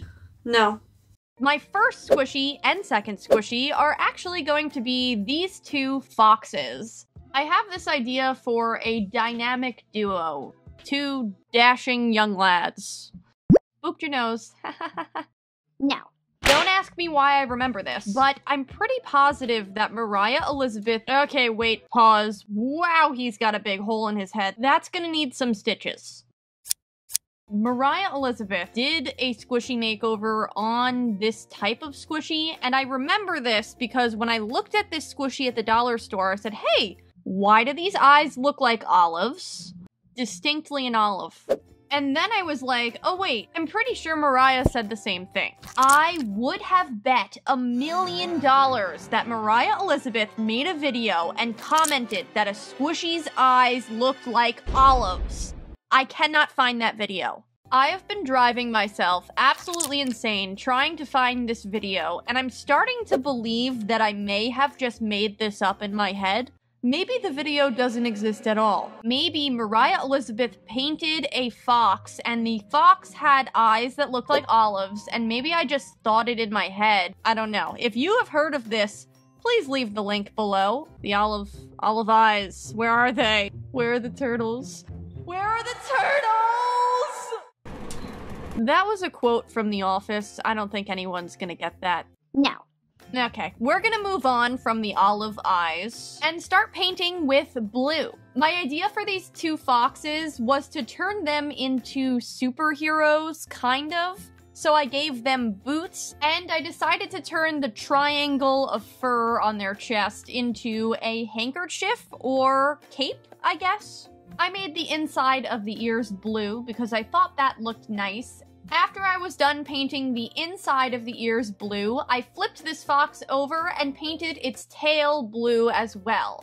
I painted the tip of the tail light blue, and I also made the boots have some fur on top. I always quite enjoy when boots have a little bit of fur on top. Makes it more fun and fluffy. And now for the face. I painted it this light orange color at first, and I felt like it was fading away. I went over it in blue, and that pops out way more. The eyebrows are, of course, blue, and then the scarf has a lightning bolt on it.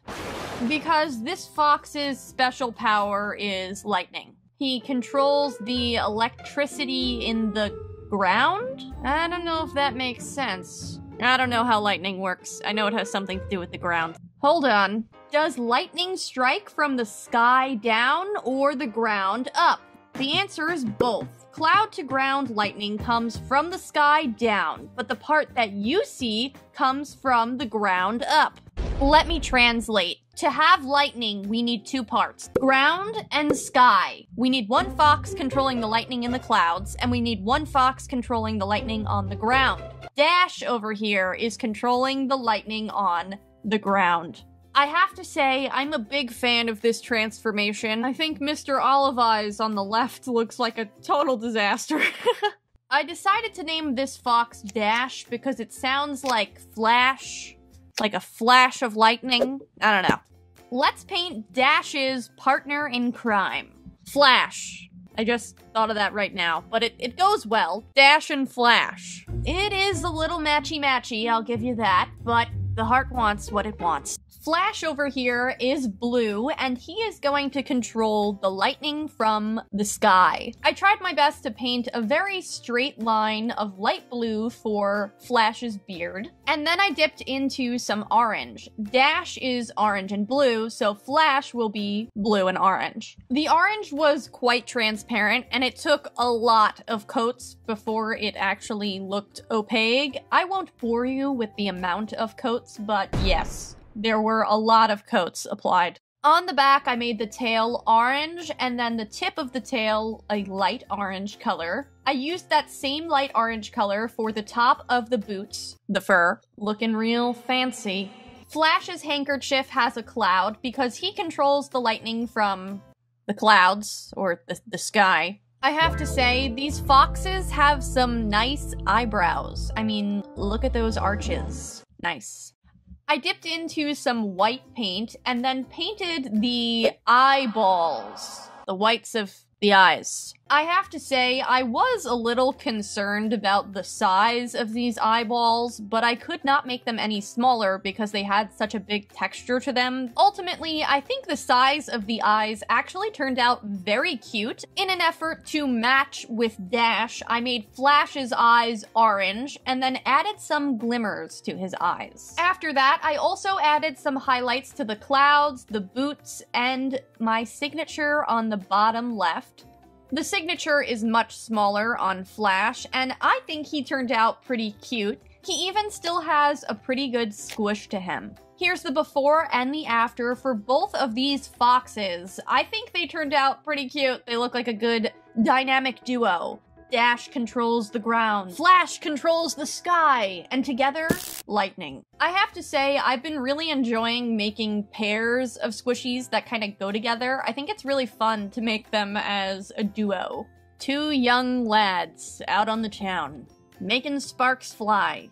Let's choose another squishy. Which one will I give a makeover to? The narwhal, perhaps? No, the llama? I don't know about the llama. Maybe the mermaid? Yes, we're gonna give a makeover to this weird mermaid. I am personally a pretty big fan of mermaids. I've created a mermaid in the past named Marina, and she's pretty cool. This mermaid is a little strange because she's got some very large pigtails that kind of look like giant monkey ears. Her face is a little mispainted as well, and she's got some significant tears on her arm, and it looks like someone ripped her heart out. The first cut is the deepest. Just hold on, we're going home.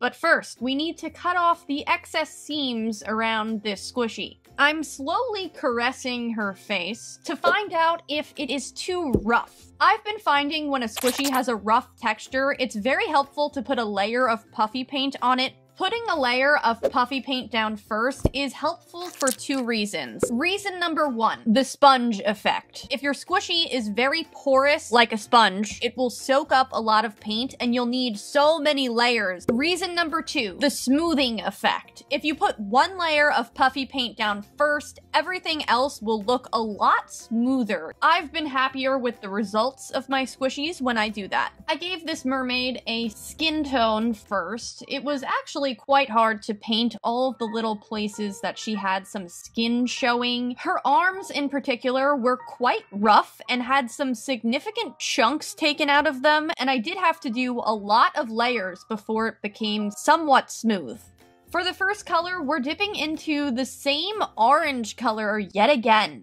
I find it quite strange that I used so much orange in this episode. I looked at my other squishies and I realized that most of them did not incorporate any orange whatsoever. Orange isn't really my favorite color. It kind of looks like cheddar cheese, so that's a plus. I honestly decided to use orange for this mermaid because of her pigtails. Those pigtails, man, they just look like fish fins, and when I looked at it, I was like, well, this kind of looks like a goldfish. Goldfish have fins, they're orange. Let's make her slightly resemble a goldfish. I used the darker orange color to fill in the indentations that she has and create some detailing. I also used the hot pink color on the fin and some orange around this bikini top. I guess it kind of looks like a bow. I added a tiny little heart to the center of this bikini top bow, and I also gave her a headband. After all the details were done, she was ready for some eyes. So I took out my white matte paint and gave Goldie some eyeballs. I decided to name her Goldie because she's themed after a goldfish. It's quite fitting. I also gave Goldie a smile with a little bit of a tongue showing and a belly button.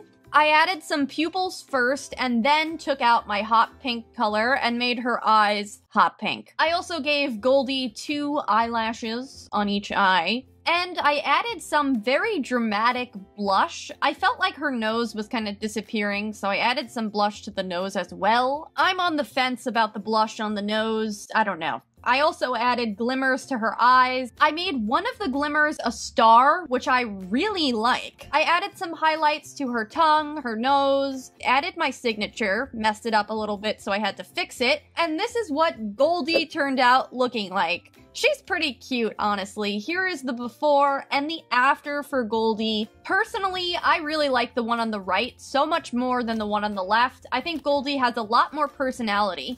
Here are Goldie and Marina side by side. They're very different, but I like showing both of the mermaids at once. We are going to be utilizing this macaron. Squish value, I'd say, is a good 7 or an 8. We're sanding that down, and then we're taking out the second part of this, which is this little cat squirrel. It has a keychain on it, which we will have to cut off.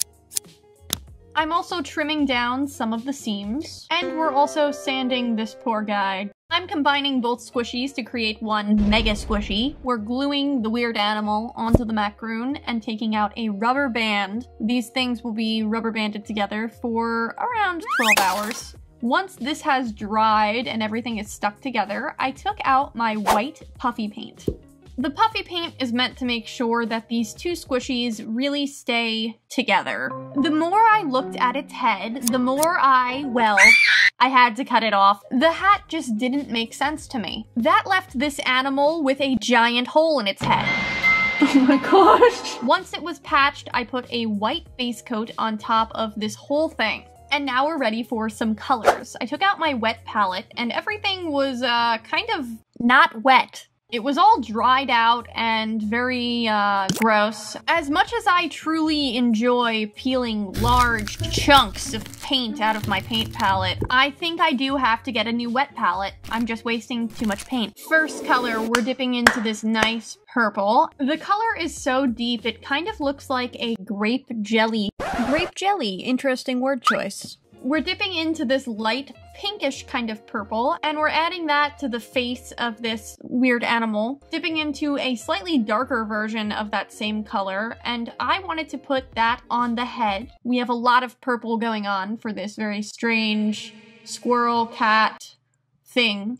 What are you? And now it's time for some touch-ups. I used my dotting tool on the little arms and the little face. Look at his little face and his little hands and his little... He's very small. And to get a clean line, I really needed to use my dotting tool. I gave it a cute little nose and filled in the ears with purple. And now it's finally time for a second color. As I'm sure you probably guessed, this is a peanut butter and jelly themed macaroon. And the strange animal is enjoying a nice snack. Taking out a third or fourth shade of purple. It's crazy that I even have more shades, but we are making this strange animal sit in a pile of jelly. This little guy has made a real mess of things. He's got peanut butter and jelly all over him. It's on his ears, on his paws. He's sitting in it. I mean, is there somewhere you did not get peanut butter and jelly, sir? Up next, I'm adding some white highlights to this squishy. I added it in the eyes and the drippy parts of the peanut butter and the jelly. I also decided to add some peanut butter to the mouth, so it looked like he was eating it.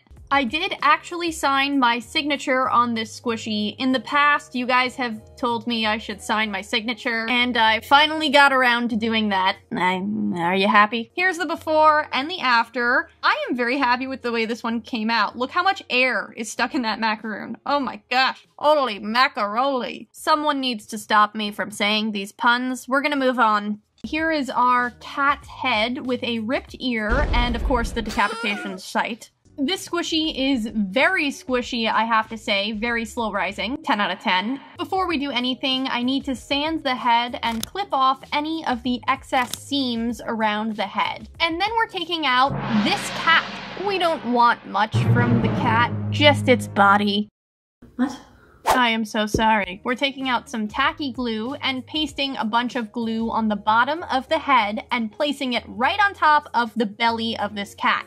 We're also doing some dramatic plastic surgery here. Oh my god! Once that's done, we're securing everything with a rubber band and then gluing the arms back onto the body in the right direction. Once we let that dry, I took the rubber bands off and I'm ready to shape the back of this cat. This process just basically involved a bunch of cuts to the foam until I felt like it was round enough.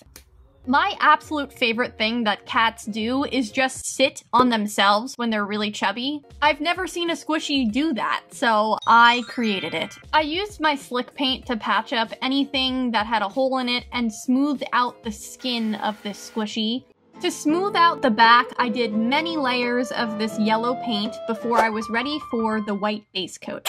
After painting a nice white base coat, we finally have a fresh start, and we're using some brown paint for this cat. As I was painting it, I decided it needed a more orangey tone to it, so I used this color, and it's barely noticeably different, but I notice. I really wanted the body of this cat to be a graham cracker with some chocolate in its stomach and then some marshmallows all over it. I think you can see where I'm going with this. So the idea is that this cat is a s'more, and I really wanted that brown color to really look like a graham cracker. This summer, my family got a fire pit for the first time ever. I actually included the fire pit in my last Squishy Top Chef makeover video with Marge. I love s'mores. I really love marshmallows in particular. Anytime a dessert has marshmallows on it, I love it and I always get it. He needs a name. Graham, like after graham cracker. Yeah, I like that. I would name it Mel, but we actually already have a Mel, and it's after a watermelon. Graham over here is actually very cute, but has some real issues sitting on his own, so we needed to use a donut to prop him up. And here is the before and the after. He still falls over a bit, but he's super cute. I don't know, guys. I think Graham might actually be my favorite squishy now. He has a lot of air in there. It's okay, Graham. Let it out.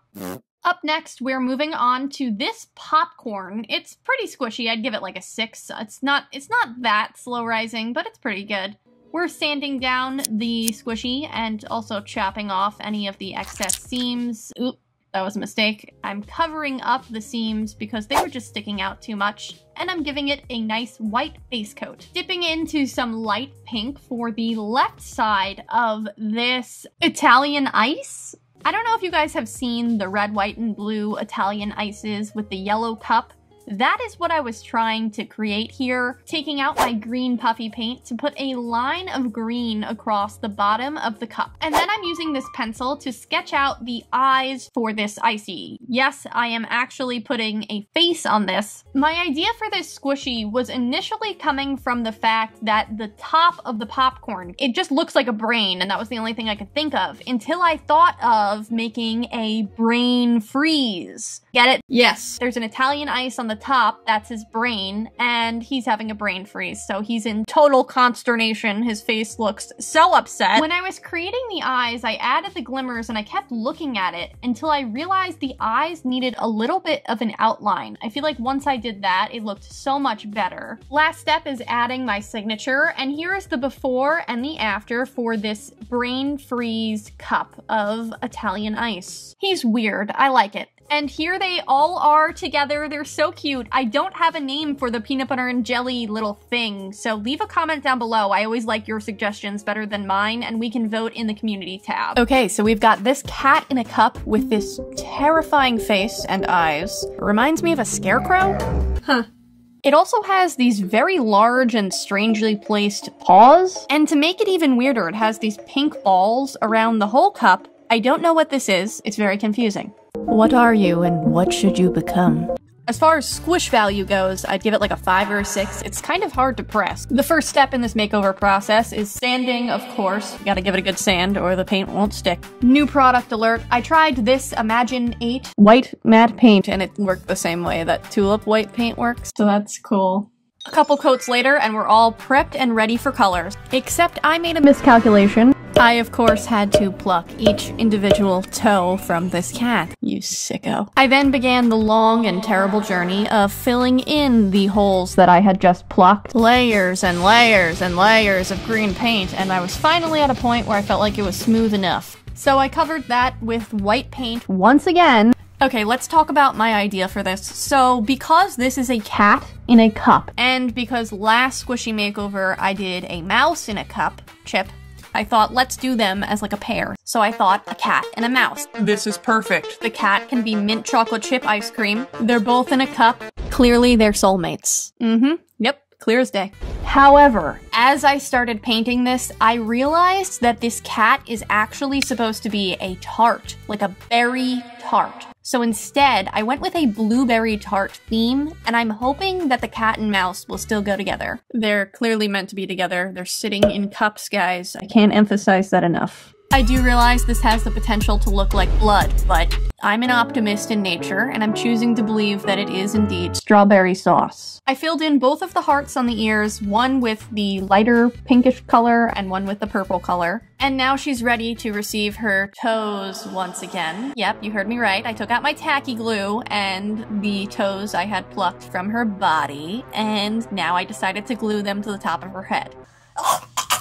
Gross. So I took some white puffy paint and covered that all up, let it dry, and then I filled in some of the circles with the berry colors. I hated this. I thought it looked like just like pustules or something, I don't know. So I covered it up with more white and just made the whole thing Whipped cream. I liked this much better, and it was time to move on to the eyes. So I took out a pencil and sketched out the kind of eyes that I wanted. Because this is a cat, I decided to go for a very exaggerated winged eyeliner cat eye type of look. So wish me luck when I start doing the makeup. You can see I filled in the whites of the eyes, and while that was drying, I filled in the nose and the mouth with black. And then I started on the winged eyeliner. I was actually very afraid to do this because it's very hard to make winged eyeliner match on your face, let alone on a squishy. I was nervous, but actually it turned out much better than I thought. It was actually easier than I thought. I decided to make the pupils look more like a cat's pupils. One eye is pink and the other eye is purple. No, I could not just choose one color, thank you for asking. After that, I added some glimmers to the eyes, and I'm not sure if these eyes are creepy or if they're cute. You guys let me know. I literally can't tell anymore. I feel like they might be creepy, but they also might be cute. This is the before, and this is the after, and here she is meeting Chip for the first time. Now, they may hate each other, or they may be playing a game of cat and mouse, guys, so it's hard to tell. More to come on this story.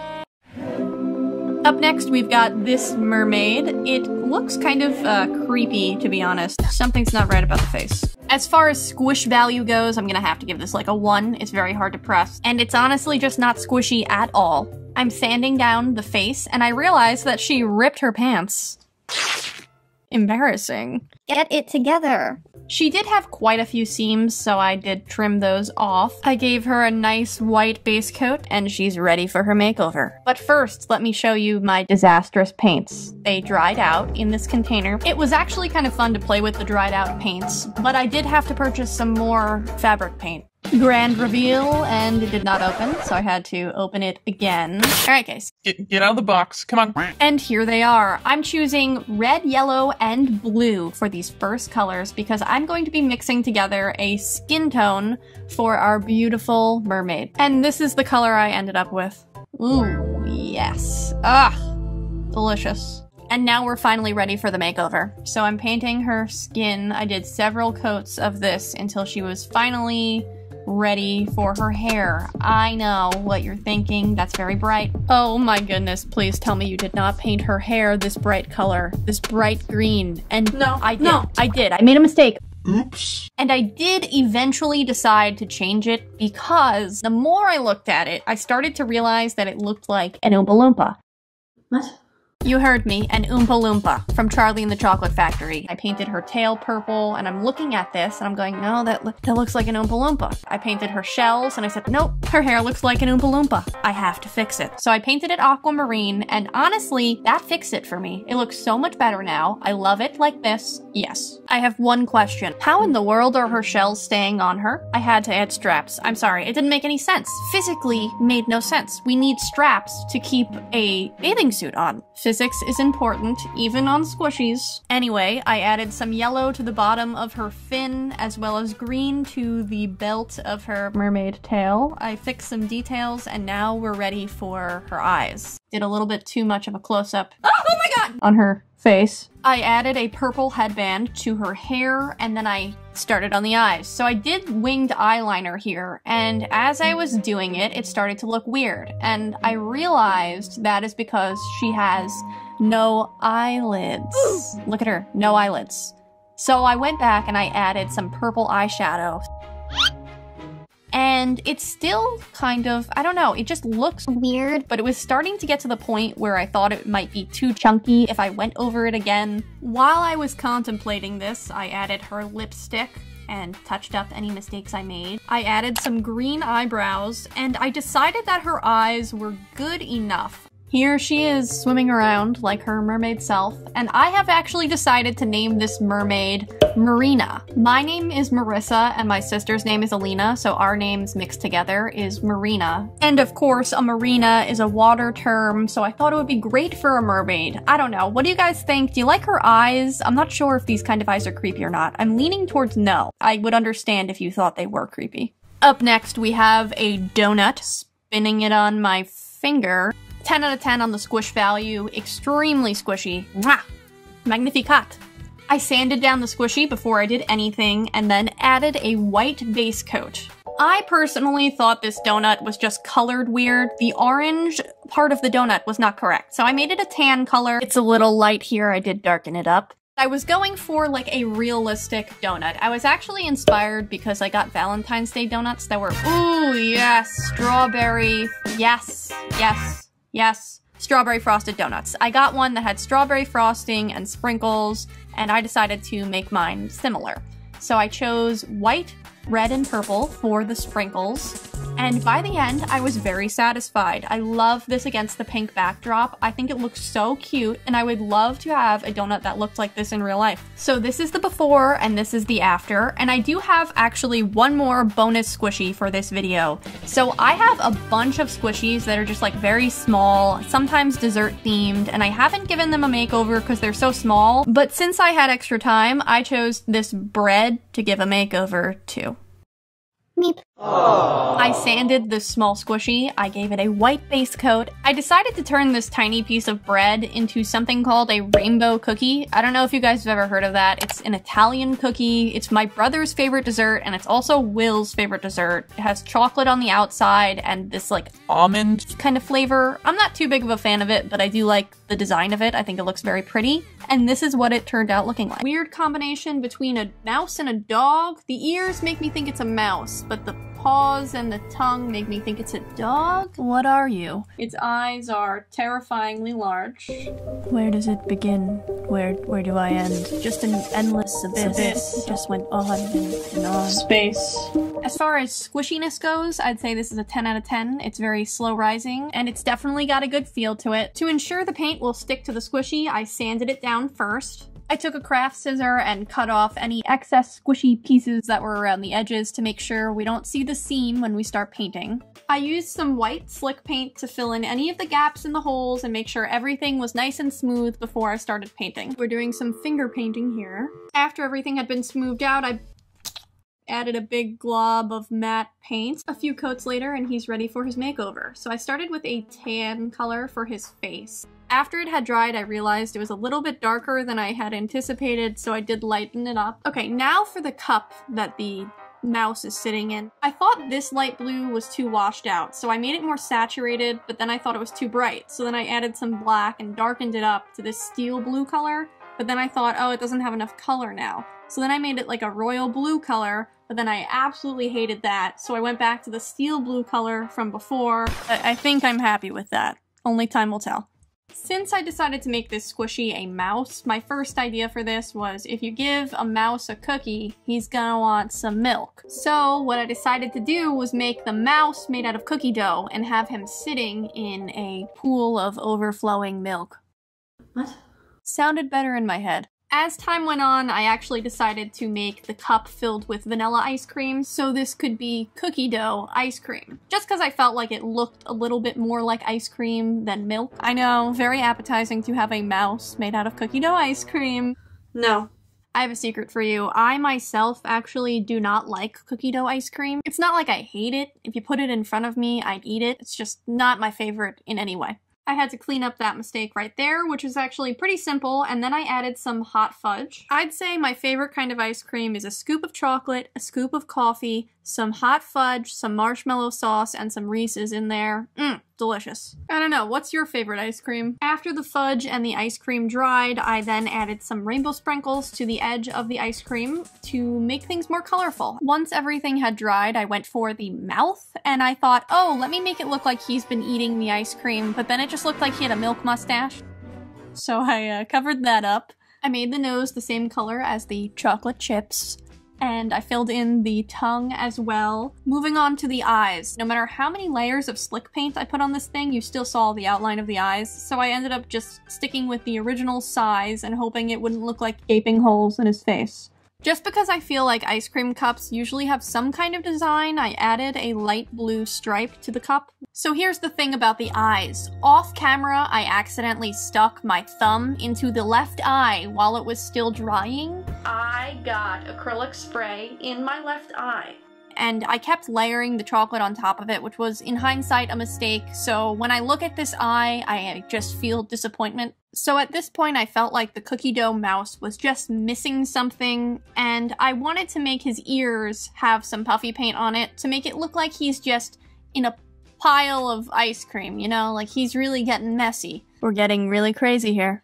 And then I said, you know what? I'm gonna take it one step farther. Let's add some sprinkles to the ears. I do actually feel like the sprinkles on the ears brought everything together. I feel like it added some color, and I am very happy with this. This is the before, and this is the after. I'm not really sure what to name this one, guys, so I'm gonna let you guys comment down below what you think the cookie dough mouse should be called, and we can vote on it later in the week. Squishy number 2 is this narwhal in the moon. It just occurred to me that since I used green, I can do this. That's ridiculous. I literally love this. There are some minor scars on this, but nothing really crazy. It has very good squish value, very slow rising. I actually like the design, but it's just not really my style. So I'm gonna change it up and see if I can make something I like a little bit more. I'm sanding down the squishy just to make sure the paint will stick to it.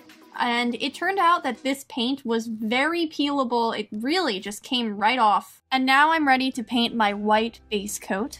After my squishy was all prepped, I started on the clouds, and I really wanted to make the clouds like a pastel kind of rainbow colors. So I started with pink and purple and blue, and then I added some green and yellow and orange. After quite a few coats of paint and a lot of blending, I ended up with something I was kind of happy with, so I decided to move on to the moon. I painted the moon with a very pale pastel yellow. I was going for a very pastel theme for Noreen, the Norwal. Yep, that's her name. I decided to paint Noreen blue, and it's a little bit darker than the other colors, but I think it's okay. I covered up any mistakes I got onto the moon, and this is what we're working with for Noreen's body.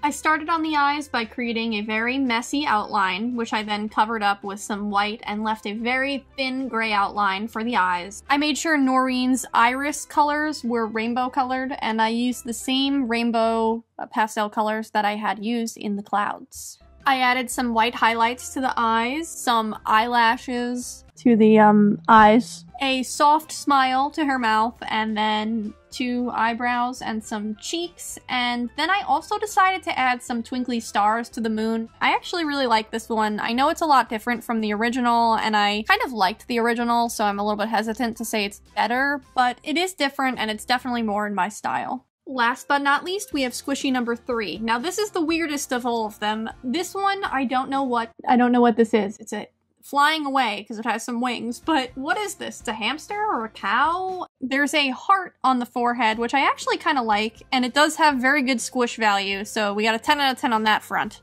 There is some minor damage and rips to the squishy, but nothing too terrible. I'm sanding what I've decided to be a hamster down so that the paint sticks to it, trimming the excess squishy seams around the hamster, and then I took out my tacky glue and glued the ear back together. I used the white slick paint to fill in all of the cracks, and then I also put slick paint over the face because I felt like it had a lot of bumps and cracks, and I wanted to make sure everything was smooth. After everything had dried, I used way too much matte paint to give a nice white base coat to this hamster.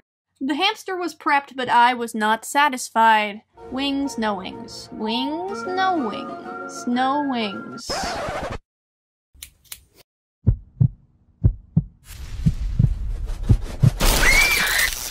I wasn't feeling the wings, and this is what she looked like after her wings had been clipped. I decided to go with her original heart theme, so I painted her a light pink color. After that was all dry, I made a lighter pink color for her hamster face. No, her cheeks? Yeah, that's what they're called. I then added hearts all over her body in red, purple, and dark purple. Yeah. And I like this a lot, so I'm clearly going for a Valentine's Day hamster. It's very realistic. They exist in the wild. You guys, you gotta look it up, okay? After painting the bow purple, I then moved on to the eyes, which I filled in white and then tried to do the mouth and the nose. I decided to make the eyes a dark purple color, and then I filled in the pupils with this gray color, which looks awful, and I will fix that, but while I'm contemplating how bad it is, I fixed the nose right there. I added some dark purple to the toes and then moved back to the eyes. I went back in and made the pupils black, which I think made everything look so much better. And this is how Val, after Valentine's Day, turned out looking. I really like Val. I think she's my favorite of this video. She did not stand in her before pictures, but she did mostly stand in her after pictures, which makes me think she's a little bit more confident now that she's had this makeover, guys.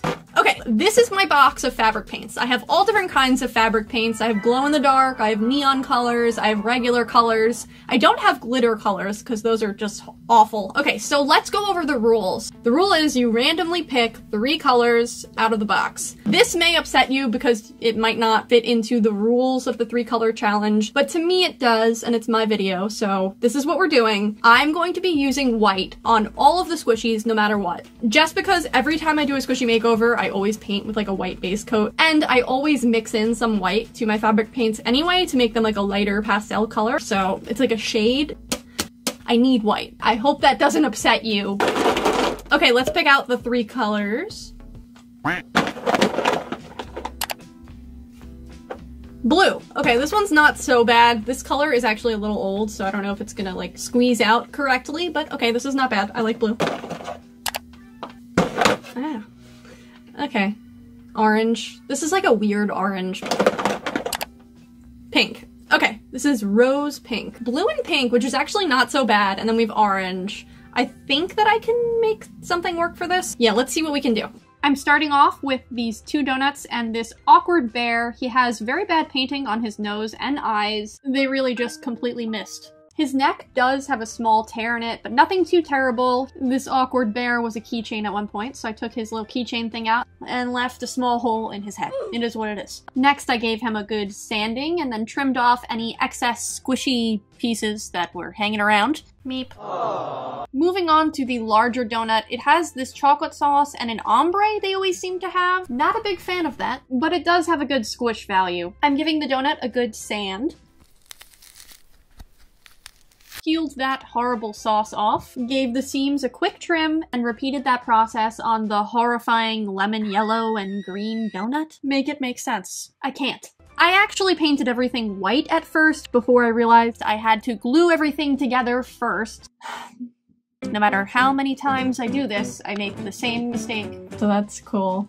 But it's okay, guys. I glued it together and everything's fine. It's okay. So I have this bear bathing in a pool of donuts, and I'm filling in the gaps with some puffy paint, and then I'm giving him a nice white base coat. Once I have everything all prepared and the white base coat down, it's time to mix some colors. This is not against the rules because I say so. Blue and pink make purple, no surprise there. Orange and blue make, this. Mixed in a bunch of pink and orange, and I got this chocolatey brown color. Pink and orange made like an orangey pink color. Huh. Then I got some light pink, I got some light purple, some light blue, and then some light orange. I used the brown and a little bit of orange to make the light tan. Now that we've got our colors all prepared, it's time to paint. I did pink on the top donut, and then I did a light blue on the bottom. I also used the light purple in between the pink and blue donuts. I did 3 or 4 coats of the pink, purple, and blue, and by the end, the bottom donut did look a little bit more periwinkle, but I actually really love the way that came out, so this is the final blended look. Up next, I'm using the light tan color on the bear. I did a couple of different coats. I really love this bear, it's so cute. Oh my gosh. Up next, we've got the shockingly realistic chocolate. So my original idea. My first idea was to use this chocolate and make it look like the bear was bathing in like a chocolate lava cake kind of thing. I didn't like the chocolate color for some reason, so I took it off and I went with something horrible. I did the puffy paint. The white puffy paint. All over it. What is wrong with you? I was trying to make it look like he was bathing in a sticky marshmallow pit, and I'll give myself that. It does look like a sticky mess. I kinda hated it at this point. What did she do to you? Is that milk? Is it icing? What is that? It's unclear at this time, but you know what? I soldiered on and I continued painting the squishy. She's so brave. I added the pink and purple dots because I wanted it to look like there were cotton candy sugar crystals all in the marshmallow. Now, I did consider giving our friend Barry, you heard me, Barry the bear. Yeah, I considered giving him a marshmallow hat, but I thought, you know what, let's just keep it simple, right guys? So I just gave him a simple dark brown eyes and nose and gave him a little bit of pink and purple in the ears. And this is the before for Barry the bear, and this is after. I actually really like it. I hated it at first, but he's starting to grow on me. He has like such a relaxed look to him, and he's just soaking in a pot of marshmallows, which is conceptually ridiculous. So we're gonna do the shoutouts now. The shoutouts for the week are All Things Rhea, Mitali, Doodles, Michaela, Hadija, Emma Ray, and Darshika_art. Hi guys! Okay, second squishy. Let's pick out the 3 colors. Okay, we got red. Okay, second color. Pink. Oh gosh. Pink and red are like so similar. That's like not even a difference. Okay, mommy needs a new pair of shoes. Let's go. Bright teal. Oh no. Red. It's like red and green. Oh, well maybe I could do like a watermelon. Red and green and pink and green. Okay, so for our second set of squishies, I have this weird dog head, and I sanded that down, and I also have this mushroom, which I just never knew what to do. It's like a mushroom cat, which is so strange. I decided to cut the ears of the dog off because I had some plans for this little man. He was going to become something. I have a vision here, guys. I'm gluing the dog head to the top of the mushroom, and the cat ears are actually becoming the arms for this newly constructed squishy. Don't question it. Ooh, interesting. After his head had fully dried and adhered to his new body, I added several coats of puffy paint and then some white matte paint to have a nice base coat. Once the base coat was dry, I started mixing some paints. So I mixed pink and orange and got like a pink and orangey color. I got a weird brownish kind of gray color. I got a purple color, and then I got another brownish color. So not really much to go on here. At first I used the pink and orange mixture on the face, but I thought that was too dark, so I went back and mixed in some whites with all of the colors and got some lighter pastel colors that I kind of liked a little bit more. I went back with the light pink and lightened up this boy's face, and I guess I'll tell you what the idea is. It's probably pretty obvious since I got pink and green and red. I'm making a watermelon. Pink and green. You have to make a watermelon. It's like the only thing I could think of. I will admit I was a little bit disappointed with the color choices that I was given for this because the shape of this little squishy is just so similar to someone that I know. Seaford. In an effort to make it look like the watermelon version of Seaford, because why not, I gave it a belly at first, and this was a mistake. Mainly because as I kept painting it, it started to look more and more like it was a... how do I put this?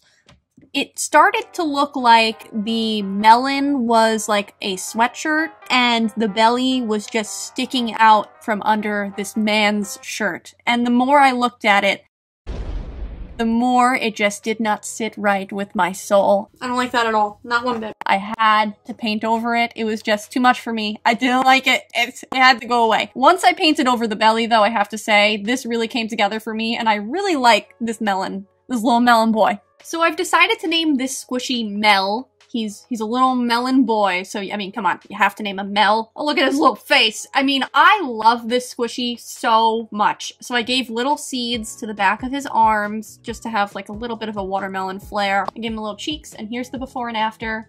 I love Mel. I love him. He's so cute. He's one of my favorite squishies I've ever done, and I have the 3 color challenge to thank, because I would have never done this unless it forced me to. It's a kid! I'm getting nervous. That second one was really hard. Okay.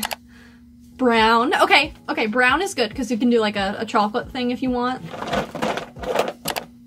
Pink again. I got pink on all 3 so far, and this is a different pink. Oh, I was really hoping I wouldn't get one of these. This is the glow-in-the-dark green. Pink, brown, and glow-in-the-dark green. Ooh, and I have to do that on a unicorn. Oh my gosh. I don't like this. I don't know what I'm gonna do. Okay, so for this makeover, I have this unicorn. It's actually in pretty good condition. It's honestly almost brand new. The only thing I don't really like about it is the unicorn horn. I feel like it's too big. It looks like kind of like a party hat to me. So because of that, I brought out my cupcake, and I'm going to make it look like this unicorn is attending a birthday party and has a cupcake in front of it, because why not? I sanded both of these items, and one of them did not get sanded well enough. But which one is it? Mystery, mystery, mystery. Okay, we trimmed both of these, and I peeled off the weird chocolate sauce again. Ooh, came off all in one strip. I took out my tacky glue and glued things together not well enough. As I'm sure you've caught on to at this point, yeah, I painted it white. The cupcake fell off camera, and then everything started to crumble and peel and fall apart. It was a tragedy, guys. It was horrible. Basically, I had to do everything all over again, and I had to sand the unicorn much better this time. I don't know if I did a better job. Hopefully I did. Alright, take 2. I re-glued the cupcake on, and I painted it white off camera because I'm not in the business of torturing people. So we've got our 3 colors. We have pink, green, and brown. I mixed everything together, and I got just different shades of brown. Is anyone surprised? No. But that's okay, guys. I did have a pink in there, and I did have some glowing green paint.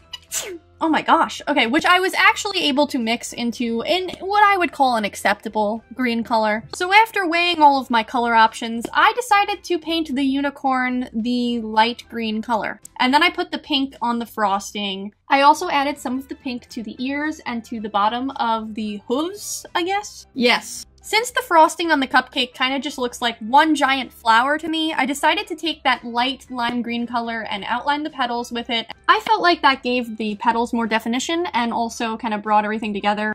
As I said before, the unicorn horn is now going to be a party hat. We're undergoing a species change, if you will. So let's talk about the party hat. I painted it a pink color that was the same pink color as the flower, and I also gave it a green outline. Let me think of the best way to say this. I hate it. I just hate it. I don't think it looks good. I think it doesn't even look like a party hat. I think it looks so bad. I know, maybe if I fix the eyes and do a completely new style that I've never done before and made it look really good, then I can improve this horse. I can still turn this around, guys. Right? Nope. I still hate it. It's not horrible. I mean, I'm being dramatic. This is the before and after. I think I made it look worse. I think I did actually make it look worse. This is probably one of my least favorite squishies that I have ever done. You don't deserve a name. Painfully obvious that someone wanted to make a Disney squishy, but they also did not want to be sued by the motherland. And this made me think of Mickey Rat. I'm appalled. You don't know who Mickey Rat is, guys? Mickey Rat, you know, our good friend from the 70s. He just completely roasts everything that Mickey Mouse chooses to be. Ah, yes, that guy. When we went to Disney World, my dad would call Mickey Mouse Mickey Rat, and he'd run around being like, Mickey Rat, where's Mickey Rat? Classic dad stuff. I'm trying to remember how many times I've actually been to Disney World. Let me ask my mom.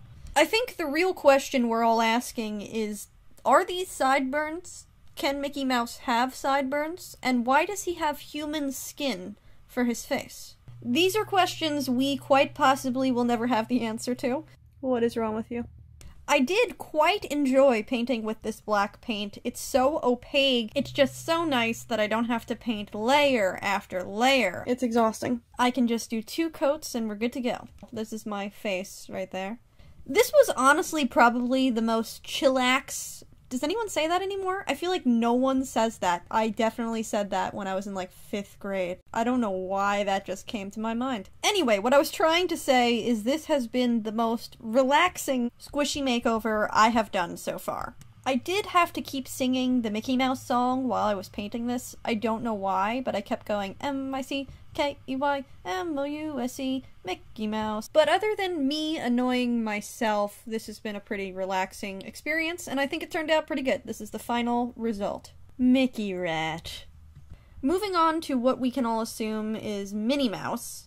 Minnie Mouse was actually my absolute favorite when I was a kid. I had this computer game. It was like Minnie's Kitchen. If you need anything, we'd be happy to run to the grocery store for you. And you would get to click on different things and cook with Minnie. And it was just my absolute favorite thing to do. And when we actually went to Disney World and I got to go in Minnie's Kitchen, I think it was like the best experience of my life. That's cute. I put a thick coat of tan on Minnie's face, evened that out a little bit, and then I used a red color. It kind of came out kind of pink at first, so I did have to do a couple of coats. And I did paint this pretty messily because I was using the black after the fact to kind of touch it up and make everything look even. Here you can see we are also painting Minnie's sideburns. He has a nice widow's peak that I fixed with the tan. Oh my god, look at this paint. It's beautiful. It's the viscosity. Look how thick and creamy this is. It's like honey, you know? Moving on to Minnie's eyeballs, the whites of her eyes. That's me right there. Her nose, we got little dots on her bow. I surprisingly ran into actually 0 problems when I was making this squishy. Yet again, it was very chillaxing. I realize these squishies aren't exactly perfect, but I think I'm getting better at this, so I was pretty happy with this final result. Up next, we have this weird bear. I'm glad you asked. I think this was intended to be Pooh Bear, actually. Pooh Bear, just get in the car. I could be wrong, but it has like the exact face shape for Pooh Bear, so that's what I'm going with. Okay, everyone look at that paint color. I did so many layers of paint. It was torture. I did them all off camera because I don't want to torture you. But yeah, this is what Pooh Bear looks like after 6 coats of paint. Let's talk about Pooh Bear's face. I don't know what went wrong here, but something about Pooh Bear just looks super creepy to me. It's not right. I don't know if I made his eyeballs too small, or if he just needs his red shirt to look normal, but this is just really creeping me out. I think I did a horrible job. So, yeah. Up next, we have this dog. Sorry, I don't know why I did that. So I honestly had a lot of options for this dog. At first I was thinking of making it Eeyore, but then I realized the nose wouldn't quite work with Eeyore's face. And then I was like, oh, let's make it Pluto. But then I thought of Goofy. I mean, who doesn't like Goofy? And I feel like this would work perfectly with Goofy's face. So I used a piece of bread and I cut out Goofy's hat. And now comes the tragedy that strucketh us this video. I painted Goofy a white color first before realizing that I had to put a hat on him. So then when I took the rubber band off, I created a problem for myself. As you can see right here, right above Goofy's nose, we have a lot of peeling going on, which then makes everything like bumpy and awful. And it's just more work for myself because I didn't do things in the right order. But as we say, we're always learning. I'm always trying to improve my skills, and now I will try to keep in mind in the future, even though I've done this multiple times, that you gotta glue things on first. Only then are you able to paint. After I did several coats of the white and then put the skin on Goofy's face, I don't know if that's the right word for it, I then added the black around his face and kind of just tried to shape his eyes. I then added some green for his hat. Yeah, that looks a little gross, but okay. I then added his nose and 2 little wrinkles above his nose, and I tried to make, like, his mouth, and this was very difficult, honestly. I filled in the tongue because he has, like, such a big tongue and mouth. I don't know what I'm saying anymore. And then I had to, like, cover up. After I did the mouth, I realized I didn't really like the cheek areas, so I kind of, like, underlined the chin and then filled in the cheek with the tan again, if that makes sense, just to kind of patch things up. And I do like the way Goofy came out overall. This was definitely the most challenging one of the 4. I did put a line right there for Goofy's hat. And yeah, this is the final thing. I think he turned out looking pretty cute. Look at this fox. I kind of like her design, except for her eyes. Her eyes are really weird. Like, I don't know why the whites of her eyes are pink. I didn't really like her bow, and I thought it didn't fit with the theme I was picking, so I cut that off, and then I also cut off any seams that were sticking out. I then took the slick paint and covered up that part where I cut off the bow and tried to smooth it out with my fingers. So my concept for this was, what if there were ghosts dressed in Halloween costumes? So this ghost is dressed in a black cat Halloween costume. Very basic of her, honestly. The nerve. Since this squishy is my sister Alina's favorite squishy that I've ever done, I think, or the favorite that I did this video, I don't know. But I wanted to wish her a happy birthday. Her birthday is on October 13th. Happy birthday, Lena. Lena Bean. Bean Bean Bean. A quick side note, please ignore the eyes. I just like to make them nice and thick and then thin them out after. Okay, here's the tragedy. Strucketh us. So I thought it would be funny if this ghost had whiskers painted on, but I kept going over it and back and forth and making it thicker, and it looked horrible. It just looked really bad. So I had to wipe it off. We always have to have one mistake. Moving on, I tried to try out. That's not a sentence. We're gonna try again.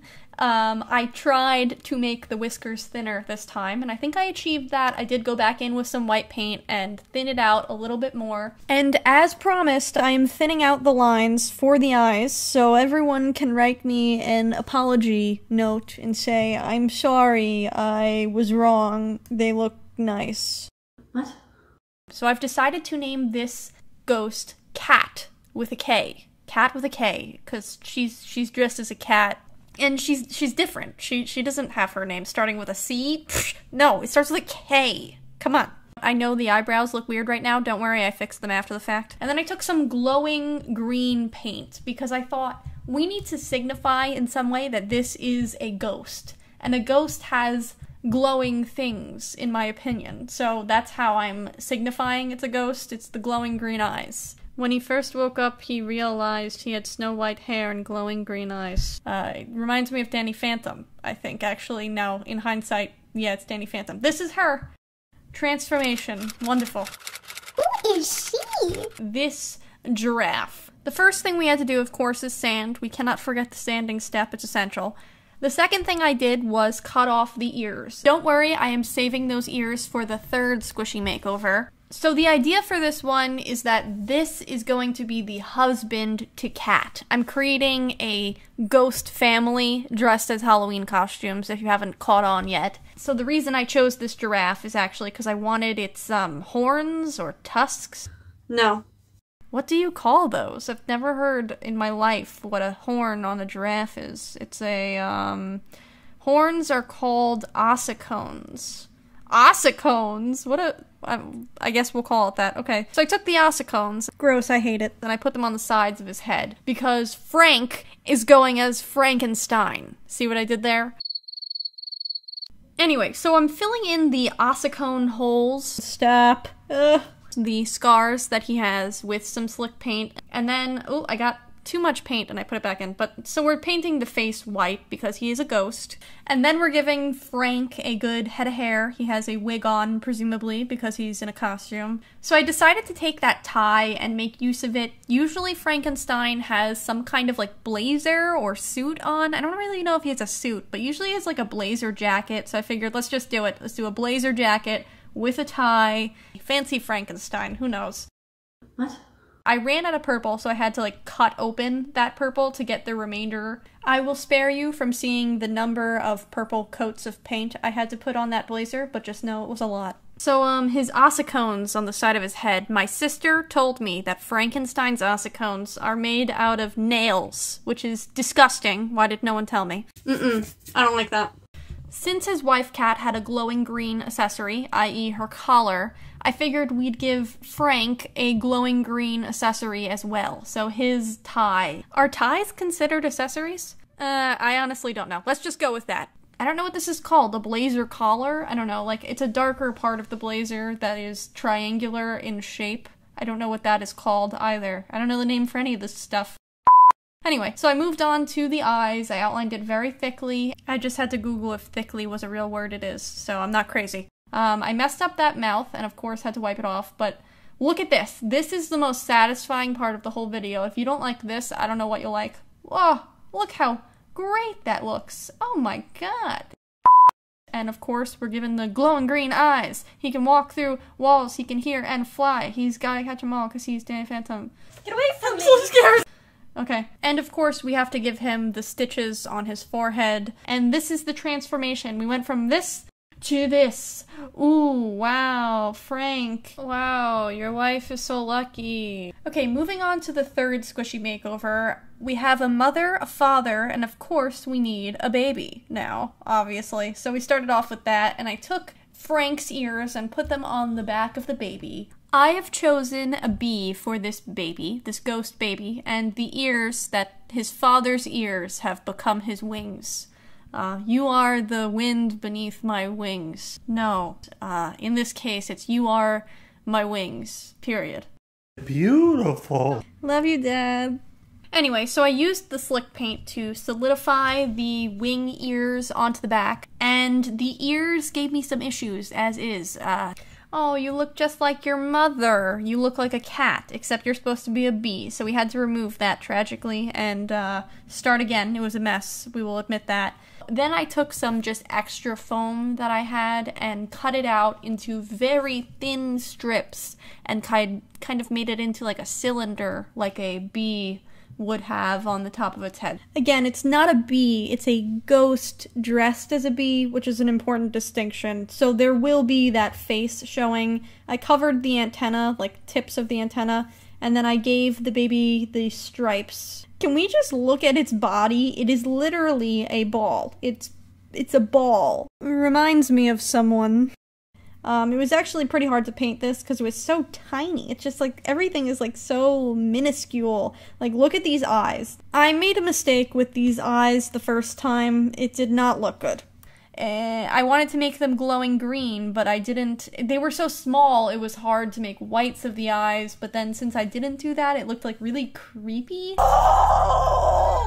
And I thought maybe it would look less creepy if I gave it some like green blush, but that did not help. So then I just decided to make the eyes bigger, like its parents, fill it in, but I messed up that white. I'm just very impatient. I didn't want it to wait for it to dry. It was so annoying, but okay. And then we fixed it after a while. Here we go. We got the eyes ready to go. I filled in some of the mistakes I had. Transformation. This to this. Baby bee.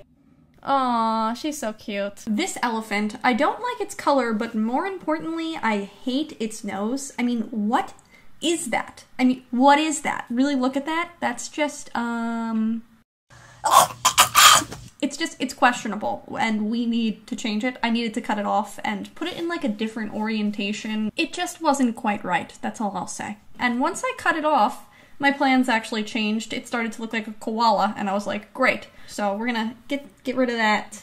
I then added paint before I sanded it, which was a mistake because it doesn't stick. We should really call this series Squishy Mistakes, not Squishy Makeovers. So at this point I was a little mad at myself for not sanding it first, and I sanded quite aggressively and almost ripped the koala's head off. Oops, had to glue that back together a little bit.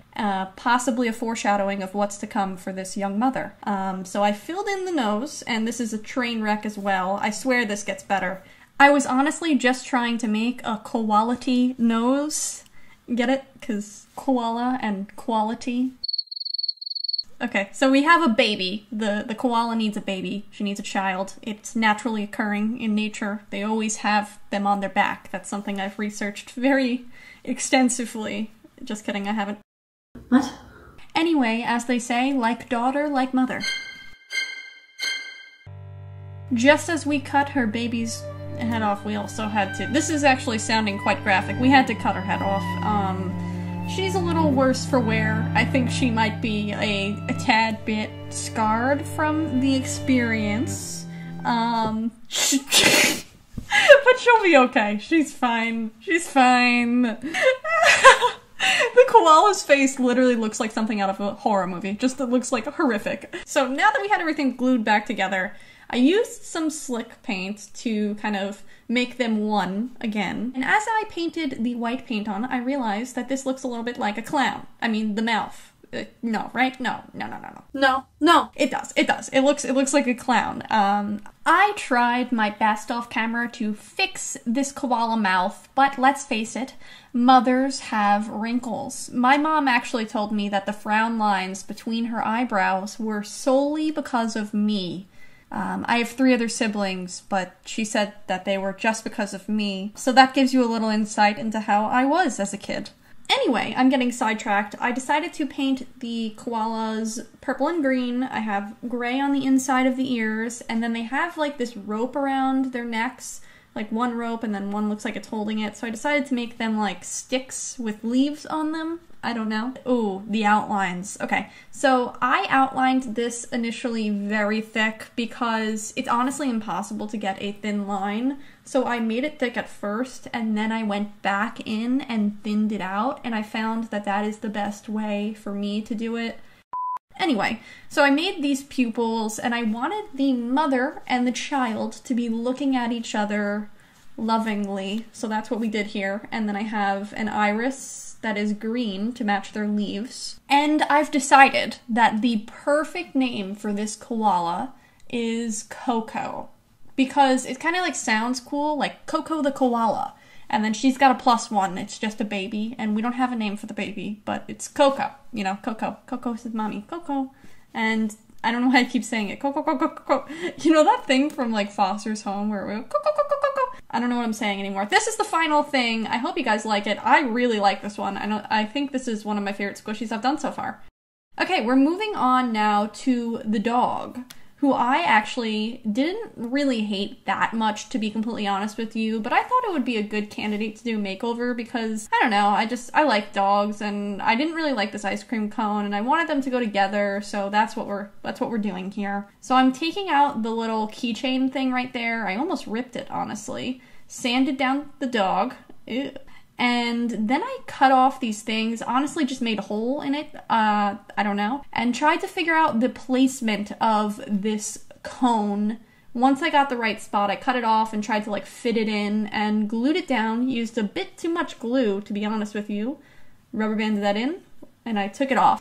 And here is my mistake, and we have many mistakes because I am a mess usually, but this was a very slow rising squishy, and I didn't realize that it hadn't completely risen when I started putting the slick paint on, so that's why everything kind of went a little bit awry, let's say. We got slick paint all over this dude, and it just looks like a mess, but it honestly turned out much smoother than you would think. So once that dried, I added some white matte paint, and this was actually suggested to me by someone in the last video, I think it was Rachel or something, that someone said to use the white matte paint, and man, that was a lifesaver. So if you commented that last time, thank you so much.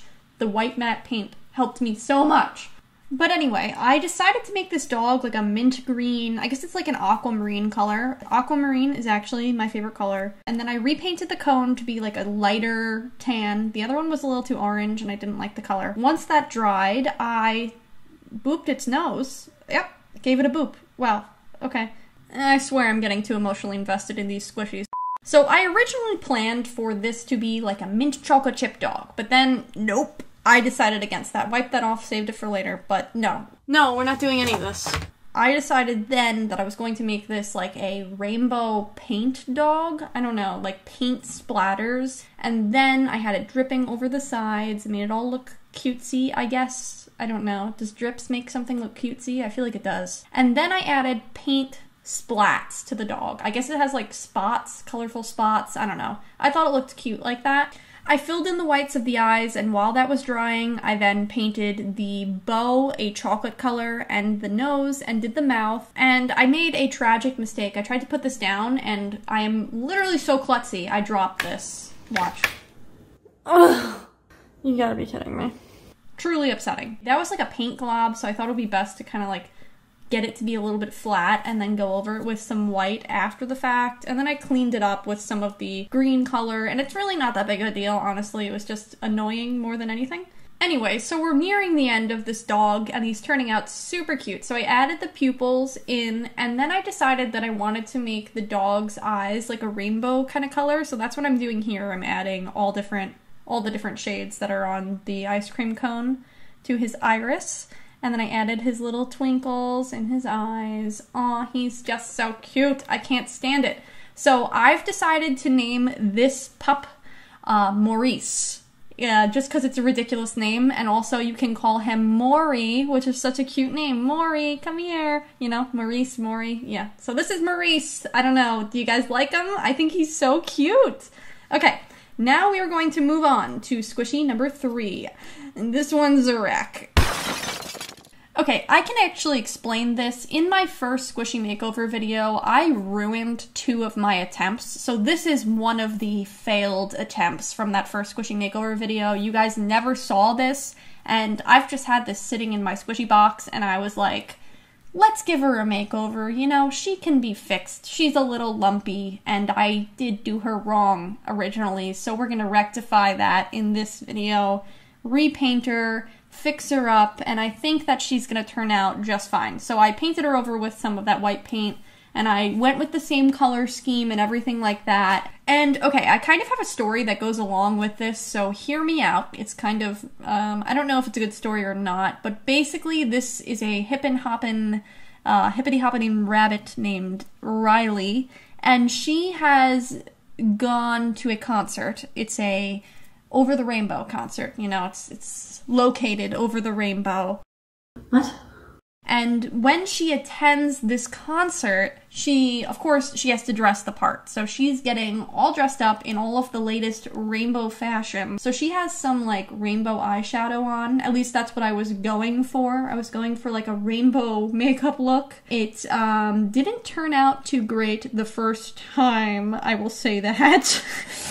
Oh, God. Okay, it didn't turn out good, and I tried to then do this, which is just, I was getting really frustrated at that point, so I just stopped doing the eyes for a second, so it's not going to look like that, but I just left them as is and did some boots. Anyway, back to our story. So Riley has just been to this concert called Over the Rainbow, located obviously over the rainbow, and she finds a carrot there. And it's not just any carrot, it's a magical carrot, obviously, and she brings it back to her hometown, and she is trying to hide it from her friends, but she's so small that she doesn't cover the magical rainbow, basically, and there's stars all around it, and now that I'm saying it out loud, it doesn't really sound like a story at all, you know, it's not really that good of a story, but that's basically what she is. Okay, and then she also got a t-shirt at her concert. I had originally had a belly button on her, and that just looked weird to me, so I added a t-shirt, and I also added some wipes to her eyes, thank God.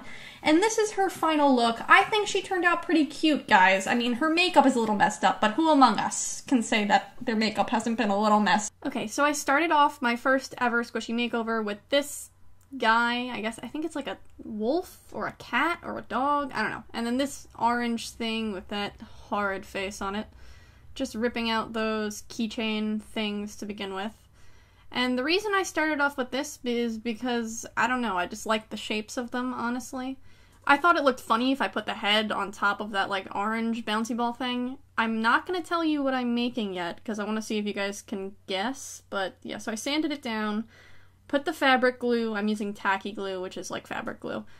Oh, don't look. Don't look! Ugh. Okay, so we had to cut that guy's eye off so that the head would fit flat on this round ball.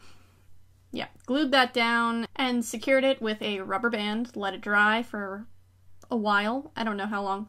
I don't know. Okay, yep, that looks painful. Okay, once that dried, then I decided to take this dog and cut off its ears and use it as arms, because I think that these are like the funniest shaped kind of arms you can possibly put on a character. I always love these kinds of arms. Glued those on and rubber banded him in. He looks like he's about to go in a straitjacket right now. Ugh, the poor guy. I hate watching these. Ugh, looks painful. Terrible. Then I took a random tooth and I cut that off and made it its tail. And I don't know if you can tell what he is yet. You probably can't. After that dried, yep, we have the tail on. He is secure. I then made it all even and filled in the holes with some fabric paint because I watched Mariah Elizabeth do this. I know she used puffy paint for it, but I didn't get that until like 3 days into this, so that is slick paint, which is not correct, technically. Alright, so now I'm cutting off its ears. Yep, that looks painful, but we're doing it because I don't know if you can tell what he is yet. I feel like you probably can't tell what he is, but it's coming. Okay, so now we've green, so I'll just give it's a turtle. It's gonna be a turtle, a sea turtle. Yeah. So I am painting with my fingers, you'll notice. And that is because I gave away probably 2 or 3 paintbrushes to the cause, and I said, no more. No more. I will not destroy any more of my paintbrushes. Oh, look at his face! Look at his face! He's adorable! Look at him! Ah! He's so cute! This is like my favorite one. I'm giving it away. Just the first one is my favorite one. I just absolutely love this one. So yeah, I was painting with my fingers because I found it gave a smoother finish for me, and also it didn't ruin my paintbrush. I used the paintbrush towards the end when I was doing like the final touches, but at the beginning of these Squishy makeovers, I was using my fingers, finger painting. So you can see here I'm putting like a lighter green, like a neon green on the top, and then a blue in the middle. I was trying to create like a ombre effect on this turtle man. And there I am doing the turtle shell. And here, I added the shell and did not tape it. I apologize. I am a horrible YouTuber. I missed it. I don't know. I don't know what else to tell you. He has a shell now. It was just circle shapes on the back in chunky form. And then, what am I doing here? Oh, see, I'm filling in the back of his, like, fins. I'm making it a lighter green and putting a texture. Okay, so now that that is all finished, the only thing that was left to be done was the sides. Yes, the sides. Yeah, we had to do those. And then the belly, which is my favorite part because it's ridiculous. He is literally a ball, and I filled it in with yellow. I think this looks so funny. It just makes me laugh so hard when I look at him. He's just adorable. Look at his body. Like, it's just the weirdest shape. His stance alone just kills me every time I look at him. His stance is just ridiculous. And I gave him 3 little freckles on each of his fins. which I think looks so cute. And now we're moving on, and we're going to put his eyes on, which gives him all of his character, you know? It gives everything. Everything about him is defined when you put the eyes on. Ready? Suddenly he comes to life. Oh! Oh, he's so cute. Oh, get out. Get out! No, look at his little mouth. Look at his mouth. Oh! Look, he's so cute!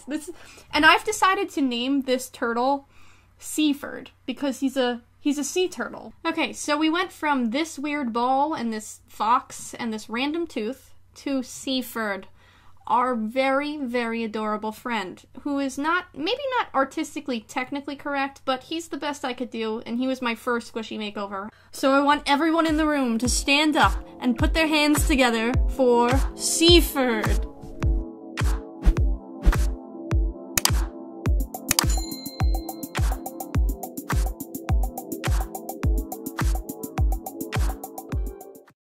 Okay, moving on, I'm sorry. Okay, so the next one we have, again, I'm a bad YouTuber, sorry. I glued this random head, I don't know what that is. I really don't know what that is. I glued it onto this cake roll, which has a terrible, terrible color. And that had a terrible hole in it as well, which I had to fix up and make a little bit, like, smoother with scissors, and I don't know. Someone destroyed this cake roll big time.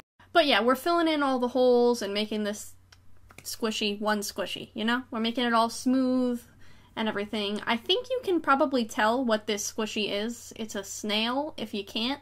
A snail cake roll thing. I don't know. So at first I decided, let me paint this a light pink, because, I don't know, I like light pink. I was using my fingers. And I thought that that would be fine. I didn't really have a plan. And then I was looking at the swirl, and I was like, what if I make this a tie-dye snail? So I did that at first, and I did it wrong. And the perfectionist in me hated it. So you can see this, and it does look like tie-dye. That does look like tie-dye. That does not look incorrect. But I saw it and said, wow, that looks awful. And I'm looking at it now, and it looks fine. Like, there's literally nothing wrong. But I redid it. I did redo it because I'm a lunatic. So, I don't know if you're picking up what I'm putting down here, but basically my concern with the other way was it didn't show the cake roll swirl, and I really wanted the cake roll swirl to be present in the tie-dye. So that's what I'm doing here. It's really not that different, and ultimately, it does not matter whatsoever, but I did do it, and I just wanted to show you how much I drive myself insane, basically, because ultimately it looks pretty much exactly the same, and if I had kept it the other way, no one would have even cared, except me. So here I'm just, like, making the tie-dye zigzag, like, you know, blending it together like tie-dye, and now it looks exactly the same, but it's better, right? Better. So it has, like, a dripping thing, which I thought was fine, because I like that, because snails are slimy, you know? Snails are messy and disgusting. So that got dried on the paper right there, and I had to cut that off because I really did want to keep the drip. I liked the drip. Snails are gross, you know? They're drippy, they're slimy, and that's what this gives off. I wanted like a tie-dye slime. So then I just did the back with tie-dye, and we're not gonna waste your time looking at that, and I blended it out, made it look like tie-dye, and let it dry. Okay, so moving on to Marge's face. First I painted it too dark, then I lightened it up a little bit. At first I was a little upset, I'm not gonna lie, about the way Marge was coming together. But then I really thought about it, and I was like, you know what? I'm trying to paint tie-dye. Why would I ever think tie-dye would come out clean and not messy? Every time I've done tie-dye in real life, it's always messy. I never can predict where things are going. It always gets a little messed up, but it's usually fine. And that's just how Marge is, you know? She's a little messy, a little sloppy, but she looks mostly fine. She's put together. Who among us can say that we're not a little messy like Marge? So yeah, so I'm adding little dots, yeah. She started to look a little bit like an axolotl, like a little bit like an axolotl mixed with a snail, also in tie-dye form. Yeah, so we're adding the eyes, and we're adding a cute little smile. Aww, adorable.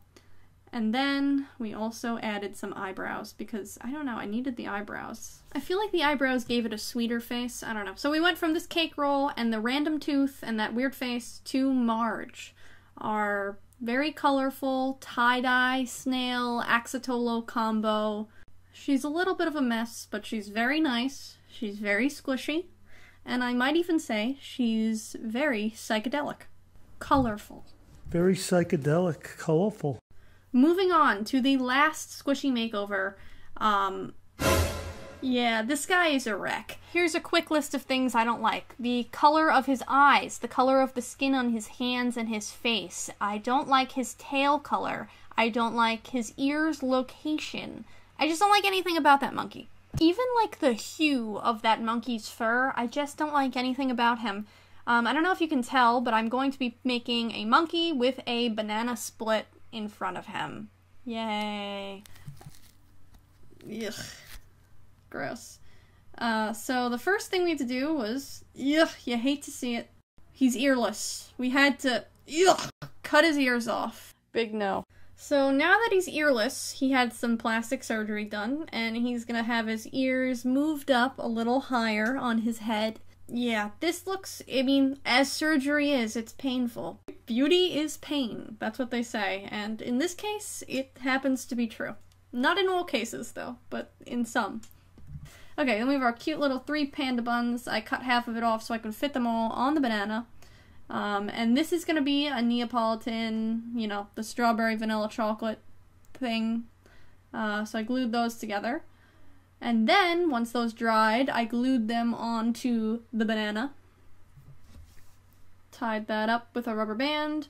And then I put it in front of the monkey.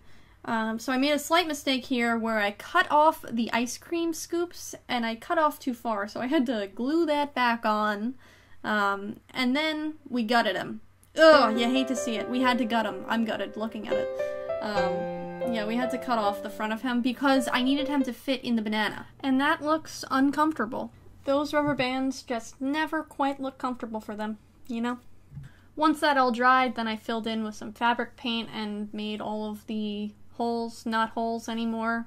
Just made that all one squishy squish squish. What? Okay, next up we did the initial paint coats. I was again painting with my fingers. I found that if I painted with a darker coat of paint to begin with, it was easier to cover up the spots, so that's why everything's so dark there. I do go back in and lighten everything up after the fact. And now we're moving on to the face with a light brown. I could see the outline of this, so this was a little bit easier to do.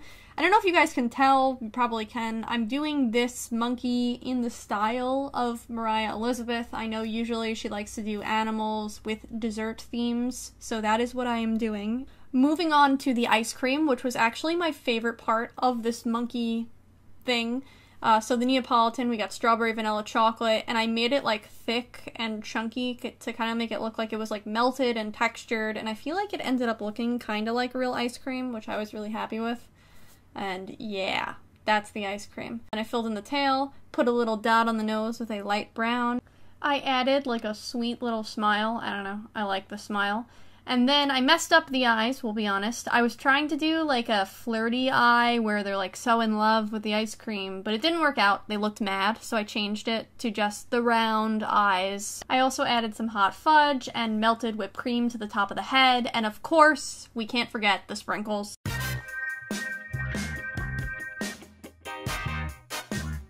Yes, those are real sprinkles because I couldn't find polymer clay, and I added some eyebrows because I know Mariah likes that. And Mariah, I hope you like this one. So we went from that to that.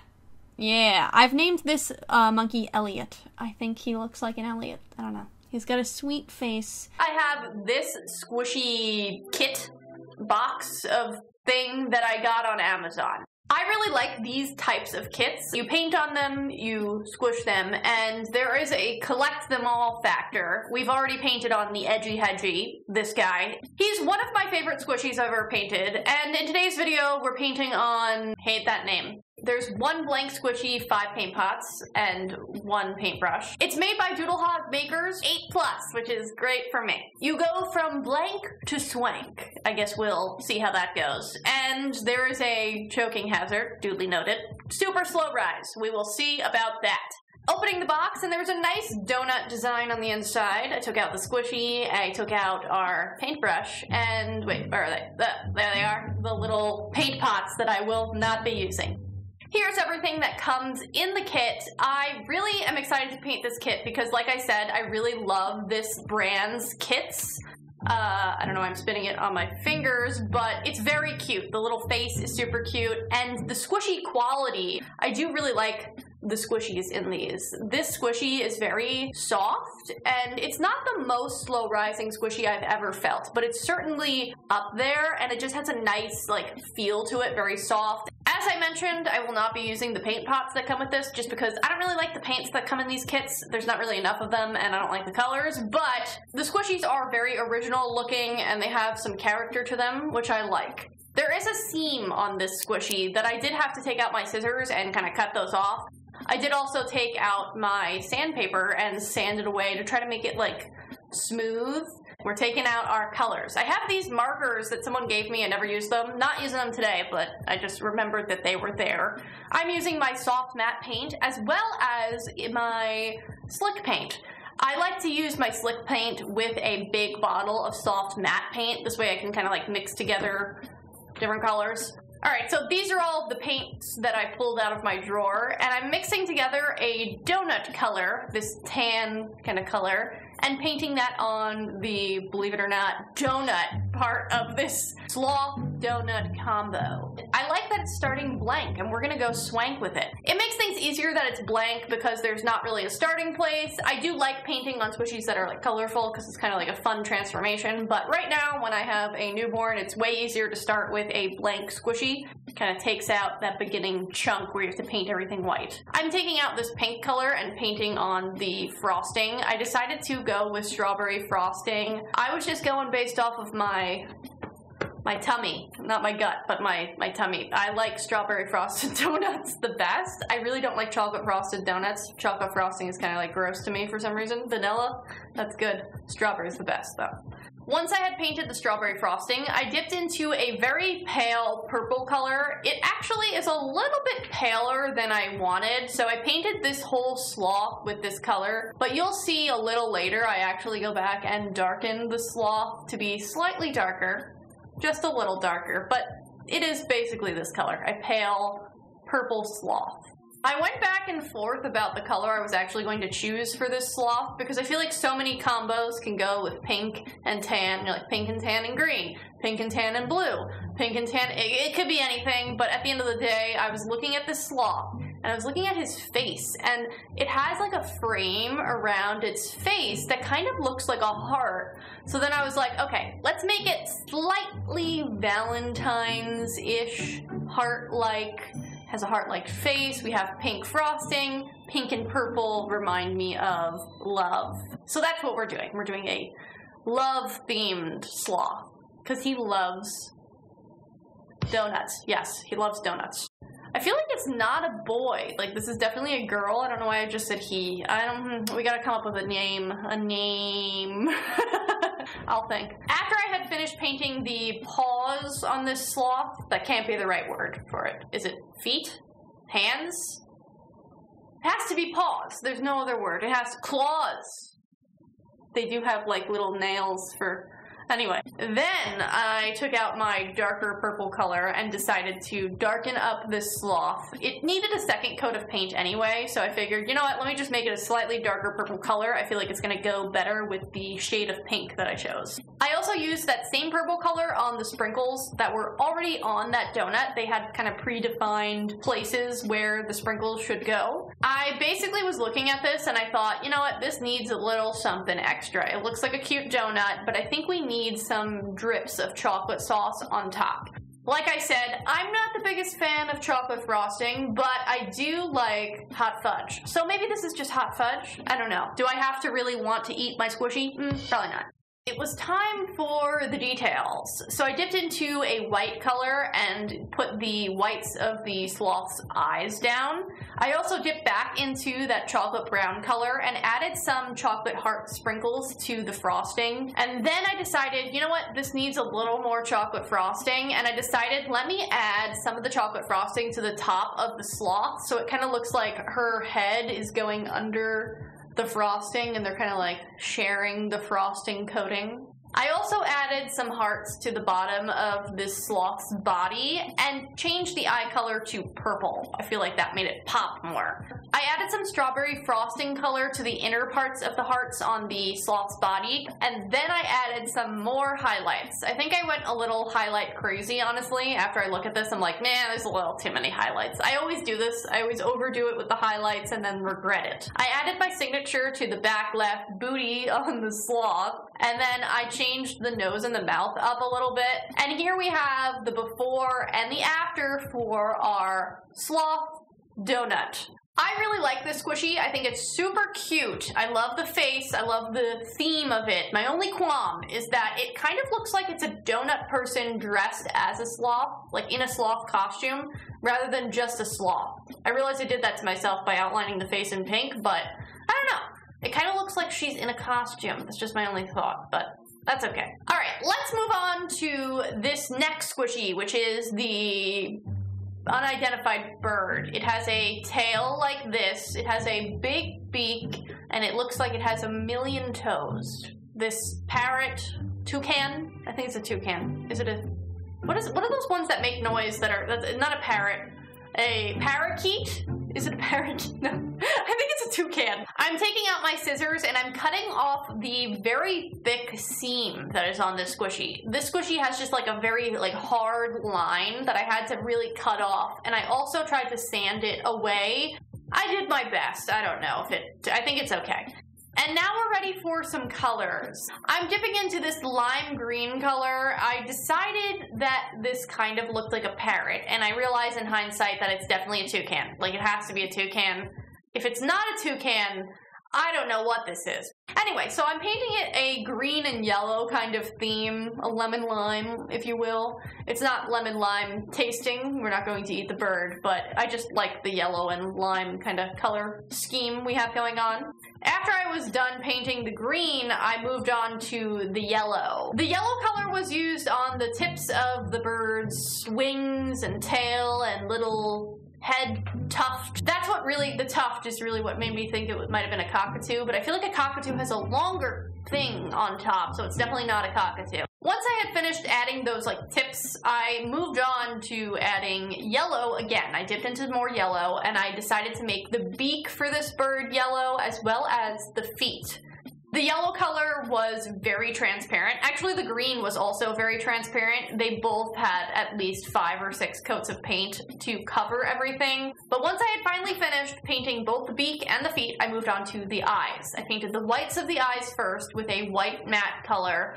Let that dry. It only took 2 coats of that, which was great.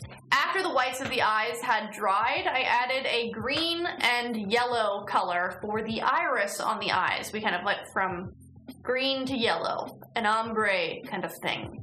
And then I added the pupils. This bird has massive eyes. It's really very big eyes. So I decided to just go for it. We're just going to fill in the whole thing. He's got huge eyes. He's a huge nose, huge eyes. It just makes sense. I outlined the eyes in black. It got messed up, but I just decided, you know what?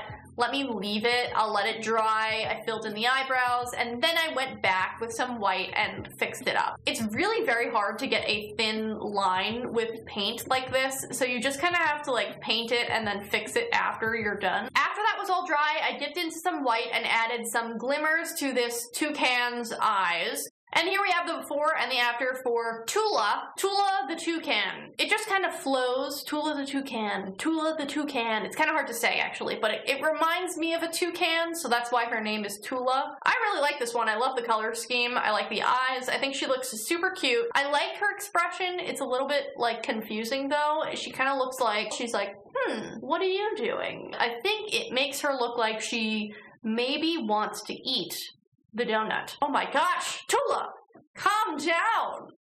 Are you okay? I really like both of them. They're both very different color schemes and very different personalities.